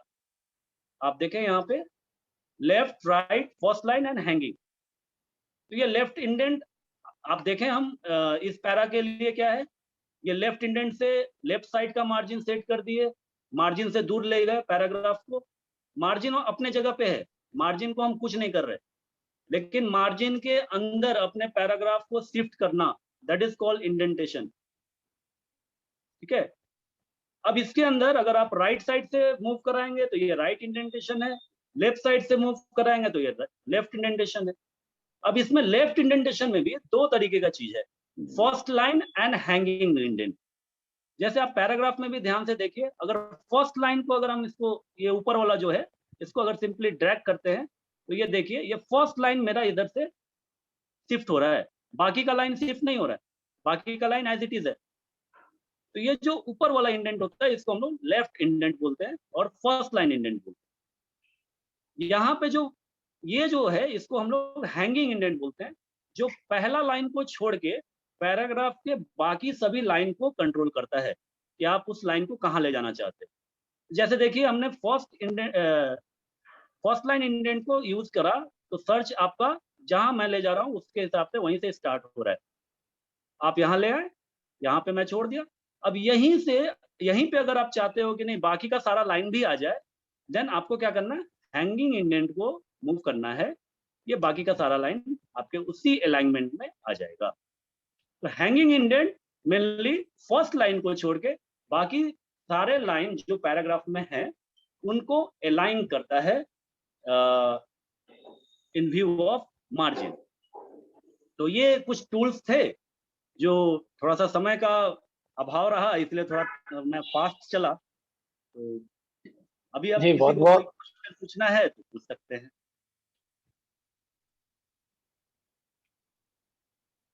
जी राकेश जी भाई साहब। जी भाई साहब, बहुत बहुत धन्यवाद भाई साहब। स्क्रीन बंद कर दीजिए और क्योंकि समय बहुत हो गया है। प्रश्न आप जब प्रश्नोत्तरी आएगी भी गया जी, कोई बात नहीं, कारण से थोड़ा फास्ट गया। Okay okay. ये भाई साहब ने जैसा कहा कि इस विषय में कोई प्रश्न होंगे वो अभी प्रश्नोत्तरी आएगी, आप उस फीडबैक में अपने प्रश्न लिखिएगा।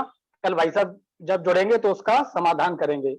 बहुत अच्छा रहा, क्योंकि कंप्यूटर वैसे ही ऐसा इंटरेस्टिंग विषय है तो इसमें समय का बिल्कुल भी मालूम नहीं चलता है कि कितना समय हो गया है। तो भाई साहब का, संजय उपाध्याय जी का बहुत बहुत धन्यवाद, और हमारे संतोष जी भाई साहब ने भी बहुत अच्छा विषय लिया है, उनके लिए भी बहुत बहुत धन्यवाद। चूंकि विषय समय भी हो गया है, नरेंद्र चास्टा जी ने कल की जो प्रश्नोत्तरी है वो प्रश्नोत्तरी आपको डाल दी है, तो आप जरूर इस प्रश्नोत्तरी को सबमिट करिए। समय बहुत हो गया, ज्यादा समय न लेते हुए आप सभी का भी बहुत बहुत आभार, धन्यवाद, जो इतने समय तक जुड़े और 20 मिनट भी अधिक समय का आपने ज्ञान अर्जन किया है। आप सभी को धन्यवाद। शांति मंत्र होगा, उसके साथ इस की कक्षा का समापन होगा। कल फिर इसी समय जुड़ेंगे जी। शांति मंत्र स्तुति। सावधान। सर्वे भवन्तु सुखिनः, सर्वे सन्तु निरामया, सर्वे भद्राणि पश्यन्तु, मा कश्चित् दुःख भाग् भवेत्। ओम शांति शांति शांति ही। सभी को प्रणाम। कल फिर मुलाकात करेंगे। नमस्कार।